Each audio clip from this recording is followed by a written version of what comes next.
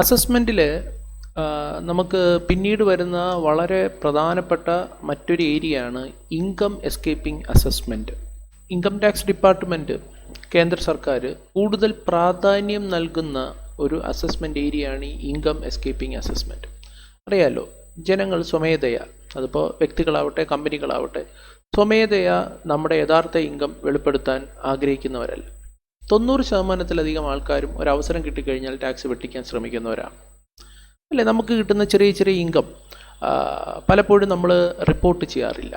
അപ്പം നമുക്ക് കൃത്യമായ സ്രോതസ്സിലൂടെ ഒരിക്കലും നമുക്ക് വെട്ടിക്കാൻ പറ്റാത്ത ഇൻകം മാത്രമേ, മറച്ചു വയ്ക്കാൻ പറ്റാത്ത ഇൻകം മാത്രമേ നമ്മൾ പലരും ഇൻകം ടാക്സ് ഡിപ്പാർട്ട്മെൻറ്റിനോട് തുറന്നു പറയുകയും അതിൻ്റെ ടാക്സ് അടയ്ക്കാൻ ശ്രമിക്കുകയും റിട്ടേൺ ഫയൽ ചെയ്യുകയും ചെയ്യാറുള്ളൂ.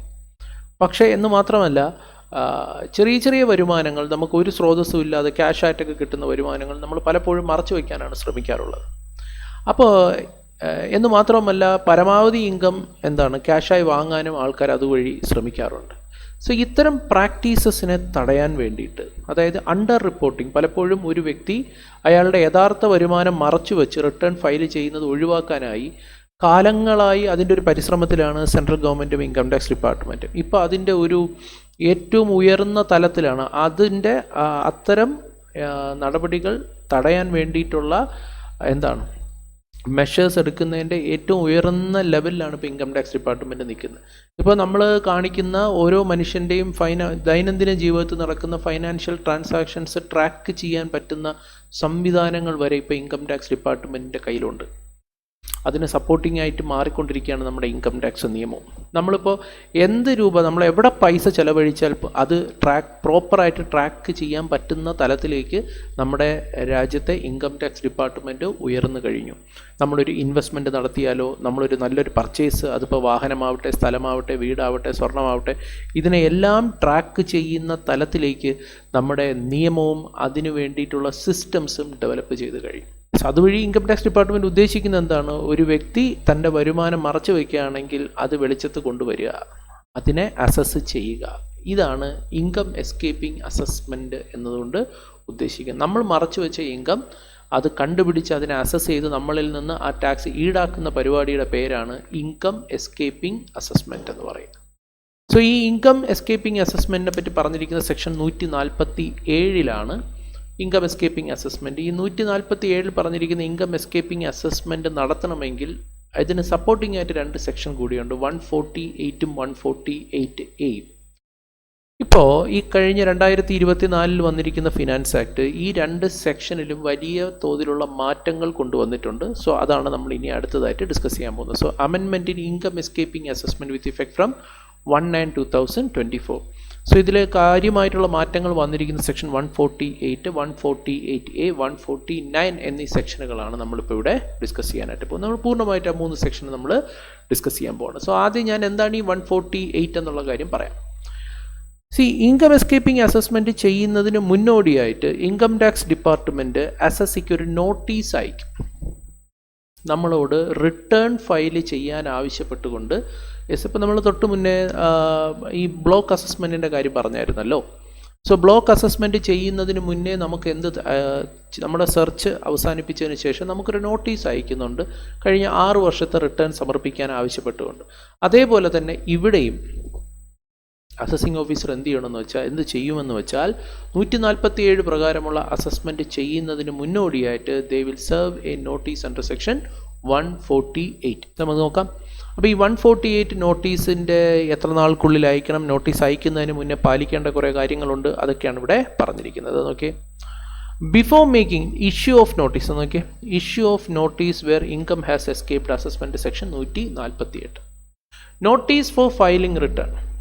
Before making the assessment, reassessment or recomputation under 147, the assessing officer shall നിർബന്ധമായും subject to the provisions of section 148A. അപ്പോൾ 148 പറയുന്നത് നോട്ടീസ് അയക്കണമെന്നാണ്. നോട്ടീസ് അയക്കുന്നതിന് തൊട്ട് മുന്നേ 148A എന്ന് പറയുന്ന സെക്ഷനിൽ പറഞ്ഞിരിക്കുന്ന കാര്യങ്ങൾ പാലിച്ചിരിക്കണം.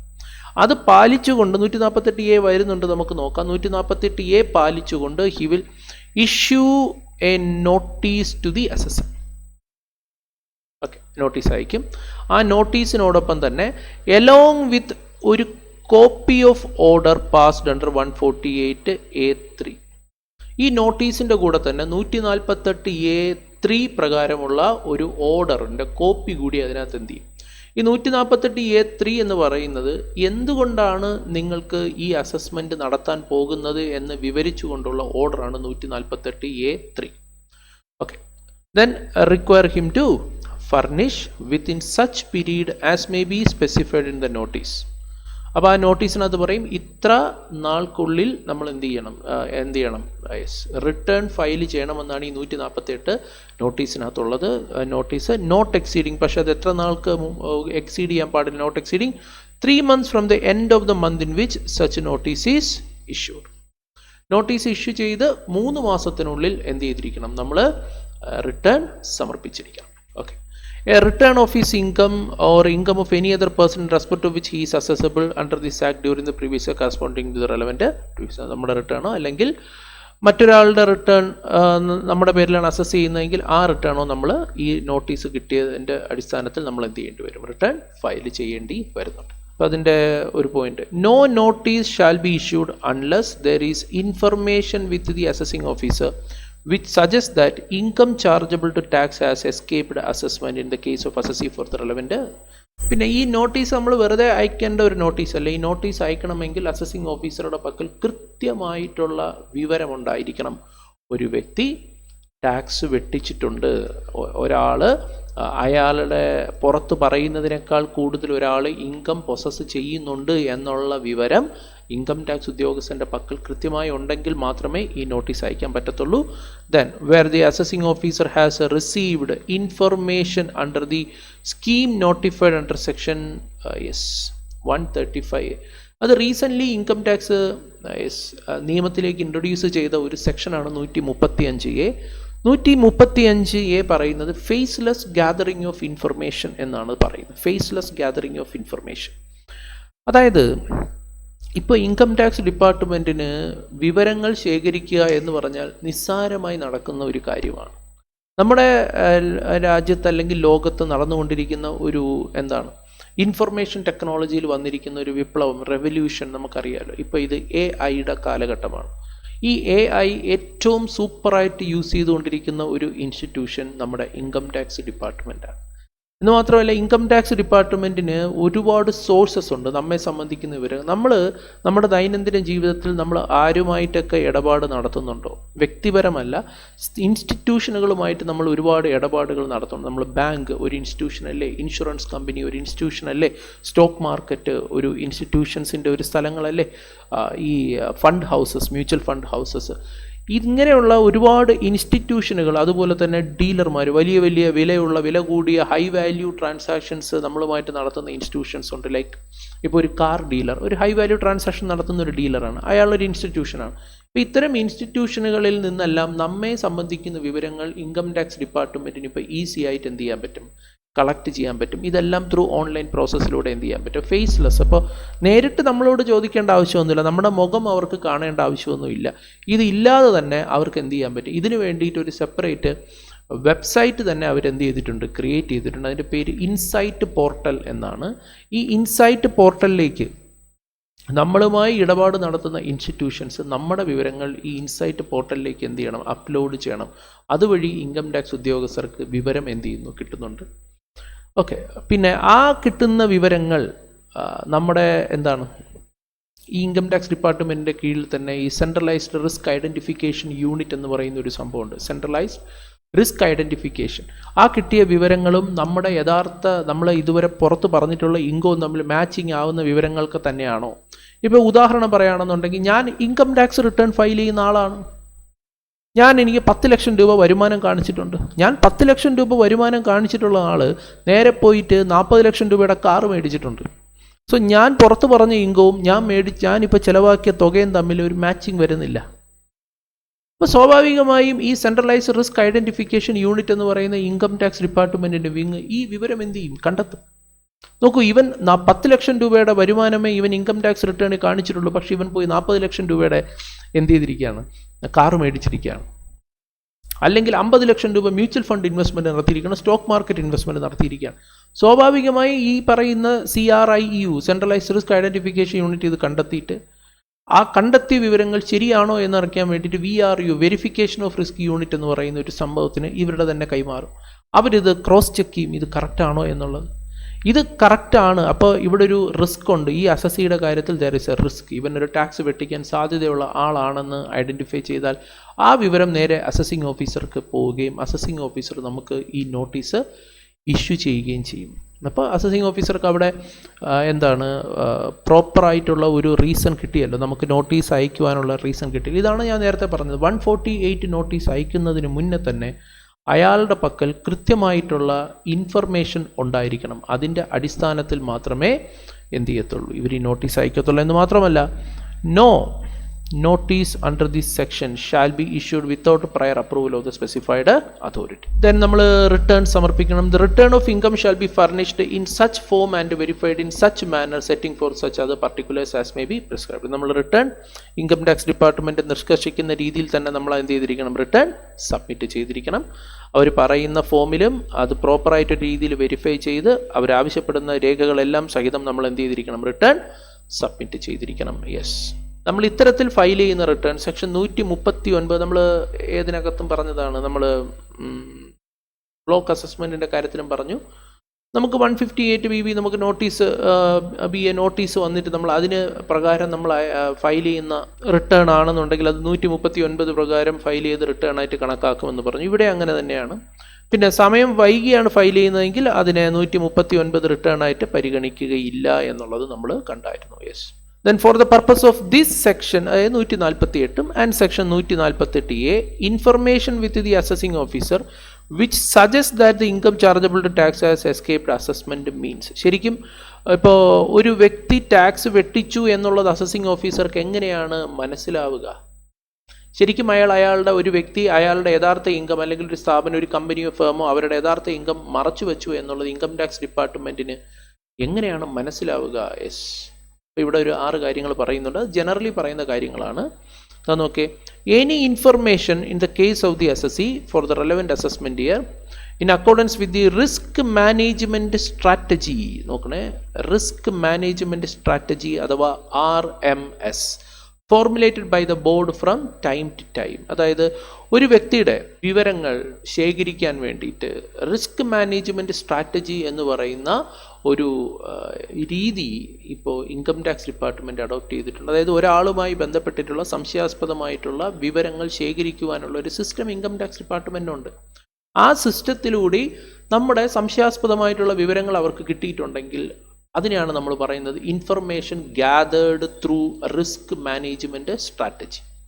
അതേപോലെ തന്നെ any audit objection to the effect that the assessment in the case of assessee for the relevant assessment year has not been made in accordance with the provisions of this act.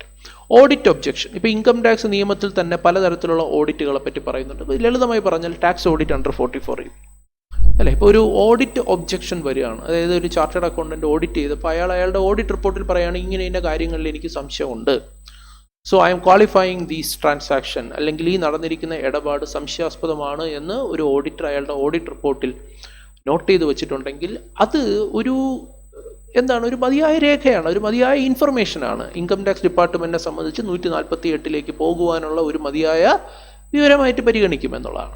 അതുപോലെ തന്നെ any information received under an agreement referred in 90 or 90A എന്ന് പറഞ്ഞു കഴിഞ്ഞാൽ വിദേശ രാജ്യങ്ങളുമായിട്ട് ഇന്ത്യക്ക് പല വിധത്തിലുള്ള കരാറുകളുണ്ട്. അതായത് ഇപ്പോൾ ഇന്ത്യയിൽ റെസിഡൻ്റ് ആയിരിക്കുന്ന ഒരു വ്യക്തി ഇന്ത്യക്ക് പുറത്തു പോയി വരുമാനം ജനറേറ്റ് ചെയ്തിട്ടുണ്ട്. ഇപ്പോൾ ഉദാഹരണത്തിന് US പോയി ഇൻകം ജനറേറ്റ് ചെയ്യുന്നു, അല്ലെങ്കിൽ വിവിധ യൂറോപ്യൻ കൺട്രീസിൽ പോയി ഇൻകം ജനറേറ്റ് ചെയ്യുന്നു. ആ രാജ്യം ആ വ്യക്തിയുമായി ബന്ധപ്പെട്ട വിവരങ്ങൾ ഇന്ത്യയിലെ ഇൻകം ടാക്സ് അതോറിറ്റിക്ക് കൈമാറാൻ വേണ്ടിയിട്ടുള്ള കരാറുകൾ ഇന്ത്യയും ആ രാജ്യങ്ങളും തമ്മിലുണ്ടാകും. ഇത്തരത്തിൽ ഇന്ത്യയും US തമ്മിലുള്ളൊരു കരാറാണ് ഫാറ്റ്ക എന്ന് പറയും, FATCA. അതുപോലെ തന്നെ യൂറോപ്യൻ കൺട്രീസും മറ്റ് രാജ്യങ്ങളുമായിട്ടുള്ളതിന് CRS എന്ന് പറയും, കോമൺ റിപ്പോർട്ടിംഗ് സ്റ്റാൻഡേർഡ്സ് എന്നൊക്കെ പറയും. അപ്പോൾ ഇത്തരത്തിൽ സിസ്റ്റമോ സ്കീം അങ്ങനെ എന്തോ ആണ്. ഇത്തരത്തിൽ ഇങ്ങനെ പല കരാറുകളും ഇന്ത്യക്ക് മറ്റ് വിദേശ രാജ്യങ്ങളിൽ നിന്നുണ്ട്. അപ്പോൾ അത്തരം രാജ്യങ്ങളിൽ നിന്ന് കിട്ടുന്ന വിവരങ്ങളുടെ അടിസ്ഥാനത്തിലും വേണമെങ്കിൽ ഇവിടെ എന്ത് ചെയ്യാം, ഇവിടുത്തെ ഇൻകം ടാക്സ് ഡിപ്പാർട്ട്മെൻറ്റിന് ഈ പറയുന്ന ഇൻകം എസ്കേപ്പിംഗ് അസസ്മെൻറ്റ് നടത്താനായിട്ട് സാധിക്കുന്നു. അതുപോലെ തന്നെ any information made available to assessee under the scheme notified by എന്താണ് 135A. ഞാൻ നേരത്തെ പറഞ്ഞു 135A പ്രാധാന്യത്തെ ഞാൻ പറഞ്ഞു. 135A പ്രകാരം ഗ്യാദർ ചെയ്യുന്ന വിവരങ്ങൾ. Any information which require action in consequence of the order of A tribunal or court. Income tax appellate tribunal, ഹൈക്കോടതി, സുപ്രീം കോടതി എന്നിവയുടെ ഉത്തരവ് പ്രകാരം അതിൻ്റെ കോൺസിക്വൻസ് ആയിട്ട് കളക്ട് ചെയ്യപ്പെടുന്ന ഇൻഫർമേഷൻ്റെ അടിസ്ഥാനത്തിലും ഒരു 148 നോട്ടീസ് അയക്കാറുണ്ട്. അതുപോലെ തന്നെ any information the case of assessee emanating from the survey conducted under 133A other than section 133A2A. അതായത് സർവേ എന്നുകൊണ്ട് ഉദ്ദേശിക്കുന്നത്, സർവേ നടത്തുക എന്ന് പറഞ്ഞാൽ എന്താണ്, അസസിങ് ഓഫീസർ എന്ത് ചെയ്യുമെന്ന് വെച്ച് കഴിഞ്ഞാൽ അസസിക്ക് കുറേ ക്വസ്റ്റ്യനെയർ പോലെ കുറേ കാര്യങ്ങൾ ഒരാളിൽ നിന്ന് ചോദ്യങ്ങൾ ചോദിച്ചിട്ട് ഇൻഫർമേഷൻസ് ഉത്തരങ്ങൾ കളക്ട് ചെയ്തെടുക്കും. അപ്പോൾ അതിൻ്റെയൊക്കെ അടിസ്ഥാനത്തിൽ ചില വിവരങ്ങൾ അവർക്ക് കിട്ടുകയാണ്. അപ്പോൾ ഇതിൻ്റെയൊക്കെ അടിസ്ഥാനത്തിൽ അവർക്ക് എന്ത് ചെയ്യാം? they could issue notice under section 148 and conduct assessment under section 147. ഇനി 148A ആണ്. അതായത് ഈ നോട്ടീസ് അയക്കുന്നതിന് മുന്നേ ഹൗസിംഗ് ഓഫീസർ ചെയ്തിരിക്കേണ്ട കുറച്ച് കാര്യങ്ങളുണ്ട്. ഇൻകം ടാക്സ് ഡിപ്പാർട്ട്മെൻറ്റ് ചെയ്തിരിക്കേണ്ട കുറച്ച് പ്രൊസീജിയേഴ്സ് ഉണ്ട്. അതാണ് procedure before issuance of notice under section 148. Where the assessing officer has information which suggests that income chargeable to tax has escaped assessment in the case of an assessee for the relevant assessment year, he shall അയാൾ എന്ത് ചെയ്യണം? Before issuing notice under 148, provide an opportunity of being heard to the assessee. ഈ notice ഇപ്പോൾ അയാൾക്ക് വിവരങ്ങളെല്ലാം കിട്ടി, ഇവൻ കള്ളനാണ്, ഇവൻ്റെ ടാക്സ് വെട്ടിച്ചിട്ടുണ്ടെന്നുള്ള വിവരങ്ങൾ കിട്ടിക്കഴിഞ്ഞാൽ ആദ്യം എന്ത് ചെയ്യുമെന്ന് വെച്ചാൽ ഈ അസസിയെ വിളിച്ചിട്ട് അയാൾക്ക് പറയാനുള്ളത് ഇവർ കേൾക്കും. An opportunity of being heard to the assessee, അതെങ്ങനെയാണ് കൊടുക്കുക? By serving upon him a notice to show cause as why a notice under section 148 should not be issued in his case, and such notice to show cause shall be accompanied by the information which suggests that income chargeable to tax has escaped assessment in the case for the relevant assessment year. ഇപ്പോൾ ഞാൻ ഉദാഹരണം പറയാം. ഒരു അസസിയുടെ പേരിൽ അയാളുടെ bank അക്കൗണ്ടിലേക്ക് 1 കോടി രൂപ കിടക്കുകയാണ്. അപ്പോൾ സ്വാഭാവികമായി ഇൻകം ടാക്സ് ഡിപ്പാർട്ട്മെൻറ്റിൻ്റെ എന്താണ്, ഞാൻ നേരത്തെ പറഞ്ഞതുപോലെ സെക്ഷൻ 135A പ്രകാരം ഇപ്പോൾ ഒരു ബാങ്കിങ് ഇൻസ്റ്റിറ്റ്യൂഷൻ ഇൻസൈറ്റ് പോർട്ടലിലൂടെ ഈ വിവരം ആരെ അറിയിച്ചു? ഇൻകം ടാക്സ് ഡിപ്പാർട്ട്മെൻറ്റിനെ അറിയിച്ചു. അപ്പോൾ ഇൻകം ടാക്സ് ഡിപ്പാർട്ട്മെൻറ്റ് സ്വാഭാവികമായും ആളോട് ചോദിക്കത്തില്ലേ, നിനക്ക് എവിടെ നിന്നാണ് ഈ കാശ് 1 കോടി രൂപ? യെസ്. അപ്പോൾ അയാൾക്കൊരു നോട്ടീസ് അയക്കുന്നു, 148A പ്രകാരം നോട്ടീസ് അയക്കുന്നു. എന്നിട്ട് പറയാണ്, നിൻ്റെ അക്കൗണ്ടിൽ ഇത്രയും 1 കോടി രൂപയുടെ ഡെപ്പോസിറ്റ് വന്നിട്ടുണ്ട്. സോ നീ അത് എന്ത് ചെയ്യുക? എവിടെ നിന്നാണ് ഈ 1 കോടി രൂപ വന്നതെന്നുള്ളത് നീ ഇപ്പോൾ പറയുക, അതിന് തെളിവ് നമുക്ക് തരിക. ആ തെളിവിൽ ഓക്കെ ആണ്, എല്ലാം ഓക്കെ ആണ് എന്നുണ്ടെങ്കിൽ നിൻ്റെ പേരിൽ ഇനി വേറെ നടപടികളൊന്നുമില്ല. അപ്പോൾ നമ്മൾ അതിന് കൃത്യമായിട്ട് ഈ 1 കോടി രൂപ എവിടെ നിന്ന് വന്നതാണ്, ശരിക്കും ഞാൻ നേരത്തെ ഈ ഞാൻ ഇൻകമായി എനിക്ക് കിട്ടിയ തുകയിൽ നിന്ന് ടാക്സ് അടച്ചതിന് മിച്ചം വന്ന തുകയാണ് ഈ 1 കോടി രൂപ എന്ന് ഞാൻ ഇൻകം ടാക്സ് ഡിപ്പാർട്ട്മെൻറ്റിനെ ബോധിപ്പിക്കേണ്ട ആവശ്യമേ ഉള്ളൂ. അങ്ങനെ ഞാൻ ബോധിപ്പിച്ചിട്ടുണ്ടെങ്കിൽ പിന്നെ അവർ 148 എനിക്ക് അയക്കില്ല. But I failed to give that explanation to the income tax department that from where did I get that amount. അപ്പോൾ അതെനിക്ക് കൃത്യമായിട്ട് എന്ത് ചെയ്യാൻ പറ്റുന്നില്ല, ഇൻകം ടാക്സ് ഡിപ്പാർട്ട്മെൻറ്റ് ബോധിപ്പിക്കാൻ പറ്റിയില്ല എന്നുണ്ടെങ്കിൽ എനിക്ക് 148 പ്രകാരം അടുത്ത ഇൻകം എസ്കേപ്പിംഗ് അസസ്മെൻറ്റിൻ്റെ നോട്ടീസ് വരും. പിന്നെ ഞാൻ എന്ത് ചെയ്യേണ്ടി വരും? റിട്ടേൺ ഫയൽ ചെയ്യേണ്ടി വരും. എനിക്കെതിരെ അസസ്മെൻറ്റ് 147 പ്രകാരമുള്ള അസസ്മെൻറ്റ് നടക്കുകയും ചെയ്യും. സോ അപ്പോൾ ആദ്യം 148A പ്രകാരം എനിക്ക് എന്ത് ചെയ്യുന്നു, ഒരു നോട്ടീസ് വരുന്നതാണ്. 148A എന്നോട് കാര്യങ്ങൾ വിവരിക്കാൻ പറഞ്ഞുകൊണ്ടൊരു നോട്ടീസ് വരും. So on receipt of the notice the assessee may furnish his reply within such period as may be specified in the notice. The assessing officer shall, on the basis of material available on recording and taking into account the reply, നമ്മൾ കൊടുത്ത റിപ്ലൈയുടെ അടിസ്ഥാനത്തിൽ pass an order with the prior approval of the specified authority determining whether or not it is a fit case to issue notice under section 148. The provision of this section shall not apply to income chargeable to tax escaping assessment for any assessment year in the case of an assessee where assessing officer has received information under scheme notified under section 135A. So അതാണ് നമ്മൾക്ക് ആദ്യം notice തന്നതിന് ശേഷമായിരിക്കും അവർ എന്ത് ചെയ്യുന്നത്, ഇത്തരത്തിൽ കാര്യങ്ങളിലേക്ക് കടക്കുന്നത്, 148 നോട്ടീസ് അയക്കുന്നതൊക്കെ ചെയ്യുന്നതെന്നുള്ളത്. ഇനി എത്ര നാൾക്കുള്ളിലാണ് ഈ പറയുന്ന നോട്ടീസ് നമുക്ക് നൽകേണ്ടത്? അതിനെ പറ്റിയാണ് 149 ടൈം ലിമിറ്റ് ഫോർ നോട്ടീസ്. നമുക്ക് നോക്കാം.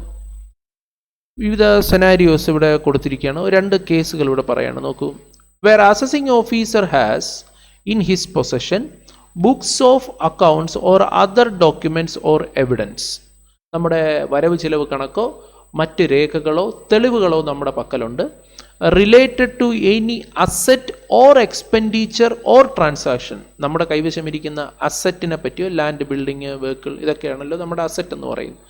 എക്സ്പെൻഡിച്ചർ നമ്മുടെ ചിലവുകളെ പറ്റി, നമ്മുടെ വിദേശയാത്ര, നമ്മുടെ ജീവിത രീതികൾ, നമ്മുടെ ക്രെഡിറ്റ് കാർഡ് ട്രാൻസാക്ഷൻസ്, ഇടപാടുകൾ, അതുപോലെ തന്നെ വിവിധ ഇടപാടുകൾ, transaction or entries which shows that income chargeable to tax which has escaped assessment amount to rupees 50 lakh or more. 50 ലക്ഷം രൂപയ്ക്ക് മേളിലുള്ള ടാക്സ് വെട്ടിച്ചിട്ടുള്ളതായിട്ട് 50 ലക്ഷം രൂപയ്ക്ക് മേളിലുള്ള ഇടപാട് നമ്മൾ നടത്തിയിട്ടുണ്ട്. പക്ഷെ അത് നമ്മൾ പുറത്ത് പറഞ്ഞിട്ടില്ല. അത്തരം ഇടപാടുകളെ പറ്റിയിട്ടുള്ള വിവരങ്ങൾ അവരുടെ കൈവശം ഉണ്ടെന്നുണ്ടെങ്കിൽ 148 നോട്ടീസ് അയക്കുന്നത് എപ്പോഴാണ്? ആദ്യം നമുക്ക് 148A നോക്കാം, അതിനുശേഷം 148ലേക്ക് വരാം. കാരണം 148 മുന്നേ നടക്കേണ്ടതല്ലേ 148A. Notice can be issued after 3 years from the end of the relevant assessment year. ഇപ്പോൾ ഉദാഹരണം പറയുകയാണെങ്കിൽ ഇടപാട് നടന്നിരിക്കുന്നത് ഇപ്പോൾ 2000, ഇപ്പോൾ നമ്മൾ പറയുന്നത് 2025-26 പ്രീവിയസ് ഇയർ 2025-26 ഇടപാട് നടന്നിരിക്കുന്നത്. സോ ഇതിൻ്റെ അസസ്മെൻറ്റ് ഇയർ എന്ന് പറഞ്ഞാൽ ഏതാണ്? 2026-27. ഇതിൻ്റെ ലാസ്റ്റ് ഡേറ്റ് എന്ന് പറഞ്ഞാൽ 31/3/2027. ഇവിടെ നിന്ന് 3 വർഷം വരെ സമയമുണ്ട് എന്നാണ് പറഞ്ഞിരിക്കുന്നത്. Yes, notice can be issued after 3 years from the end of the relevant assessment year but within 5 years from the end of the relevant assessment year. അപ്പോൾ notice can be issued after 3 വർഷം കഴിഞ്ഞവർക്ക് എന്ത് ചെയ്യാം? 148A പ്രകാരമുള്ള notice അയക്കാം. പക്ഷേ within 5 years എന്നാണ് പറഞ്ഞത്. Within 5 years from the end of the relevant assessment year. 31/3/2027. 5 വർഷം എന്ന് പറയുമ്പോൾ 28, 29, 30, 31, 32. സോ 31/3/2032 മുന്നേ എന്ത് ചെയ്തിരിക്കണം? ഈ നോട്ടീസ് 148A നോട്ടീസ് അയച്ചിരിക്കണം. ഇനി 148 നോട്ടീസ് എപ്പോഴാണ് വരിക? 148A ശേഷം അല്ലേ? Notice can be issued after 3 years and 3 months. ഒരു 3 മാസം കൂടി extra from the end of the relevant assessment but within 5 years and 3 months from the end of the relevant assessment. ഇനി 50 ലക്ഷം രൂപയൊക്കെ താഴെയാണെന്നുണ്ടെങ്കിൽ, ഇൻ എനി അതർ കേസ് ആണെന്നുണ്ടെങ്കിൽ notice can be issued within 3 years. Within 3 years from the end of the relevant assessment year. മറ്റേതാണെങ്കിൽ within 3 years and 3 months from the end of the relevant assessment year. Yes, പിന്നെ നമുക്ക് ഈ 148, 148A നോട്ടീസൊക്കെ അയക്കണമെന്നുണ്ടെങ്കിൽ ഒന്നാമതായിട്ട് additional commissioner. നമ്മൾ കഴിഞ്ഞ ദിവസം നമ്മൾ search assessment കാര്യത്തിൽ നമ്മൾ കണ്ടതാണ്. അസസ്മെൻറ്റ് നടത്തേണ്ടത് ഡെപ്യൂട്ടി കമ്മീഷണർ, അസിസ്റ്റൻറ്റ് കമ്മീഷണർ ആണെങ്കിലും അതിന് ആരുടെ പ്രയർ പെർമിഷൻ വേണം? അഡീഷണൽ കമ്മീഷണർ അല്ലെങ്കിൽ ജോയിൻറ്റ് കമ്മീഷണറുടെ അനുവാദം ഉണ്ടെങ്കിൽ മാത്രമേ ഇത്തരത്തിൽ. Yes, okay. ഈ മുമ്പ് ഈ സെർച്ച് അസസ്മെൻ്റ് ഒക്കെ നേരത്തെ ഈ ഇൻകം എസ്കേപ്പിംഗ് അസസ്മെൻറ്റിൻ്റെ പരിധിക്കുള്ളിലാണ് നടന്നിരുന്നത്. പിന്നെ ഈ 148, 148A നോട്ടീസ് എല്ലാം 148A നോട്ടീസ് അയക്കുന്നു, അതിനുശേഷം റിപ്ലൈ വാങ്ങുന്നു, അതിനുശേഷം 148 നോട്ടീസ് അയക്കുന്നു, അസസ്മെൻറ്റ് നടത്തുന്നു. അസസ്മെൻറ്റിനെ പറ്റി പറഞ്ഞിരിക്കുന്നത് 147 മുതൽ 151 വരെയുള്ള സെക്ഷനുകളിലാണ്. അതാണ്. അപ്പോൾ എന്തായിരുന്നാലും ഇപ്പോൾ ഇത് പുതുതായിട്ട് വന്ന ഈ 2 സെക്ഷനിലും വന്ന കാര്യമായ മാറ്റങ്ങളാണ് നമ്മളിപ്പോൾ 2 സെക്ഷൻ പഠിക്കുകയും ചെയ്തു, 148ഉം 148A. സോ ഇത് നമ്മൾ ഓർത്തിരിക്കേണ്ടതാണ്. നമ്മളെ സംബന്ധിച്ച് വളരെ പ്രധാനപ്പെട്ട ഒരു സെക്ഷൻ കൂടിയാണ് 148 and 148A. നമ്മളിനി അടുത്തതായിട്ട് ഡിസ്കസ് ചെയ്യുന്നത് TDSലും TCSലും വന്നിരിക്കുന്ന അമെൻമെൻറ്റുകളെ പറ്റിയാണ്. അത്യാവശ്യം അമെൻമെൻറ്റ് TDSലും TCS റേറ്റിലും വന്നിട്ടുണ്ട്. നമുക്ക് 1 by 1 നമുക്ക് ഓരോന്നായിട്ട് നമുക്ക് നോക്കാം. ആദ്യമായിട്ട് നമ്മൾ ഈ സാലറീഡ് TDSൻ്റെ കാര്യത്തിൽ വന്നിരിക്കുന്നൊരു അമെൻമെൻറ്റാണ്. നമ്മൾ നേരത്തെ നമ്മുടെ എംപ്ലോയർ നമുക്ക് തരുന്ന ശമ്പളത്തിൽ നിന്ന് ടാക്സ് കട്ട് ചെയ്യും. അപ്പോൾ അതിനകത്ത് നേരത്തെ തന്നെ ഈ സെക്ഷൻ 192-നകത്ത് ഒരു കാര്യം പറയുന്നുണ്ടായിരുന്നു. 192B ഒരു കാര്യം പറയുന്നുണ്ടായിരുന്നു. അതായത് നമ്മുടെ ഇൻകത്തിൻ്റെ ഡീറ്റെയിൽസ്, നമ്മുടെ സാലറിയുടെ ഡീറ്റെയിൽസ് എംപ്ലോയർക്ക് കയ്യിലുണ്ട്. അപ്പോൾ എംപ്ലോയർ പക്ഷേ നമ്മളോട് ചോദിക്കും, നിനക്ക് വേറെ എന്തെങ്കിലും ഇൻകം കൂടി ഉണ്ടോ, നിനക്ക് വേറെ ഈ ഞാൻ തരുന്ന ശമ്പളത്തിന് പുറമെ നിനക്ക് വേറെ എന്തെങ്കിലും ഇൻകം ഉണ്ടോ, ലൈക്ക് നിനക്ക് പലിശയോ നിനക്ക് വാടകയോ അങ്ങനെ എന്തെങ്കിലും ഉണ്ടെങ്കിൽ നിനക്ക് ആ വിവരം കൂടി എനിക്ക് തരിക, ഞാൻ അതുകൂടി നിൻ്റെ വരുമാനത്തിൽ ഉൾപ്പെടുത്തി. കാരണം എംപ്ലോയർ നമ്മുടെ ടോട്ടൽ ഇൻകത്തിൻ്റെ മേളിലാണ് ടോട്ടൽ ഇൻകം കമ്പ്യൂട്ട് ചെയ്ത് ആ ടോട്ടൽ ഇൻകത്തിൻ്റെ മേളിലുള്ള ടാക്സ് ഡിറ്റർമിൻ ചെയ്ത് ആ ടാക്സാണ് അയാൾ കട്ട് ചെയ്യുന്നത്. അല്ലാതെ സാലറിക്ക് ഒരു സ്പെസിഫിക് റേറ്റ് ഇല്ല. ഇപ്പോൾ റെൻറ്റ് തരുന്ന ആളാണെങ്കിൽ ഒരു പർട്ടിക്കുലർ റേറ്റ് ഉണ്ട്, 10% എന്നൊരു റേറ്റ് ഉണ്ട്. കമ്മീഷൻ തരികയാണെങ്കിൽ 5% റേറ്റ് ഉണ്ട്. അപ്പോൾ ചില പേയ്മെൻറ്റുകൾക്ക്, മെജോറിറ്റി പേയ്മെൻറ്റുകൾക്ക് ഒരു ഫിക്സഡ് റേറ്റ് ഉണ്ട്. പക്ഷേ സാലറിയുടെ കാര്യത്തിൽ സാലറിക്ക് ഇത്ര പെർസെൻറ്റേജ് ടാക്സ് റിഡക്ട് ചെയ്യണമെന്നല്ല. അപ്പോൾ സാലറിയുടെ കാര്യത്തിൽ എംപ്ലോയർ എന്ത് ചെയ്യുമെന്ന് വെച്ചാൽ നമുക്ക് തരുന്ന വരുമാനത്തിൽ നിന്ന് നമ്മുടെ ടോട്ടൽ ഇൻകം എന്ത് ചെയ്യും, കമ്പ്യൂട്ട് ചെയ്യും. ടോട്ടൽ ഇൻകം കമ്പ്യൂട്ട് ചെയ്തിട്ട് ആ ടോട്ടൽ ഇൻകത്തിൻ്റെ മേലുള്ള ടാക്സ് ഡിറ്റർമിൻ ചെയ്ത് ആ ടാക്സ് ആണ് നമ്മുടെ കയ്യിൽ നിന്ന് ഡിഡക്ട് ചെയ്യുന്നത്. അപ്പോൾ അതുകൊണ്ട് തന്നെ എംപ്ലോയർ നമ്മളോട് ചോദിക്കാറുണ്ട്, നിനക്ക് വേറെ എന്തെങ്കിലും ഇൻകം ഉണ്ടോ, ഞാൻ തരുന്ന ശമ്പളം അല്ലാതെ നിനക്ക് വേറെ എന്തെങ്കിലും ഇൻകം ഉണ്ടോ. അപ്പം നമുക്ക് വേറെ എന്ത് ഇൻകം ഉണ്ടെങ്കിലും കൊടുക്കാം. സോ അതുകൂടി പരിഗണിച്ചിട്ടാണ് അയാൾ ടോട്ടൽ ഇൻകം കമ്പ്യൂട്ട് ചെയ്യുക. ആ ടോട്ടൽ ഇൻകത്തിൽ നിന്നാണ് നമ്മുടെ ടാക്സ് അയാൾ എന്ത് ചെയ്യുന്നത്, കമ്പ്യൂട്ട് ചെയ്ത് അതാണ് ഡിഡക്റ്റ് ചെയ്യുക. ഇപ്പോൾ അതിനകത്തൊരു അമെൻമെൻറ്റ് വന്നിരിക്കുന്നതെന്ന് വെച്ചാൽ, നമ്മൾ എംപ്ലോയർ നമ്മളോട് ചോദിക്കുകയാണ്, നിനക്ക് വേറെ എന്തെങ്കിലും ഇൻകം ഉണ്ടോ. അപ്പം നമ്മൾ ഞാൻ പറയണം, എനിക്കൊരു വീട് വാടകയ്ക്ക് കൊടുത്തിട്ടുണ്ട്, എനിക്ക് വാടക കിട്ടുന്നുണ്ട്, അപ്പം ഞാനത് കൊടുക്കും. എനിക്ക് വേറെ ഇവിടെ സഹകരണ ബാങ്കിൽ കുറേ ഇൻവെസ്റ്റ്മെൻറ്റ് ചെയ്തിട്ടുണ്ട്, അതിൽ നിന്ന് എനിക്ക് ഇൻട്രസ്റ്റ് കിട്ടുന്നുണ്ട്, അതിൻ്റെ പേരും ഞാൻ കൊടുക്കും. അപ്പോൾ ഇതെല്ലാം പരിഗണിച്ചിട്ടാണ് എംപ്ലോയർ എന്ത് ചെയ്യുന്നത്, എൻ്റെ ടോട്ടൽ ഇൻകം ഡിറ്റർമിൻ ചെയ്തിട്ട് ടോട്ടൽ ഇൻകത്തിൻ്റെ മേലാണ് ടാക്സ് കാൽക്കുലേറ്റ് ചെയ്യുന്നത്.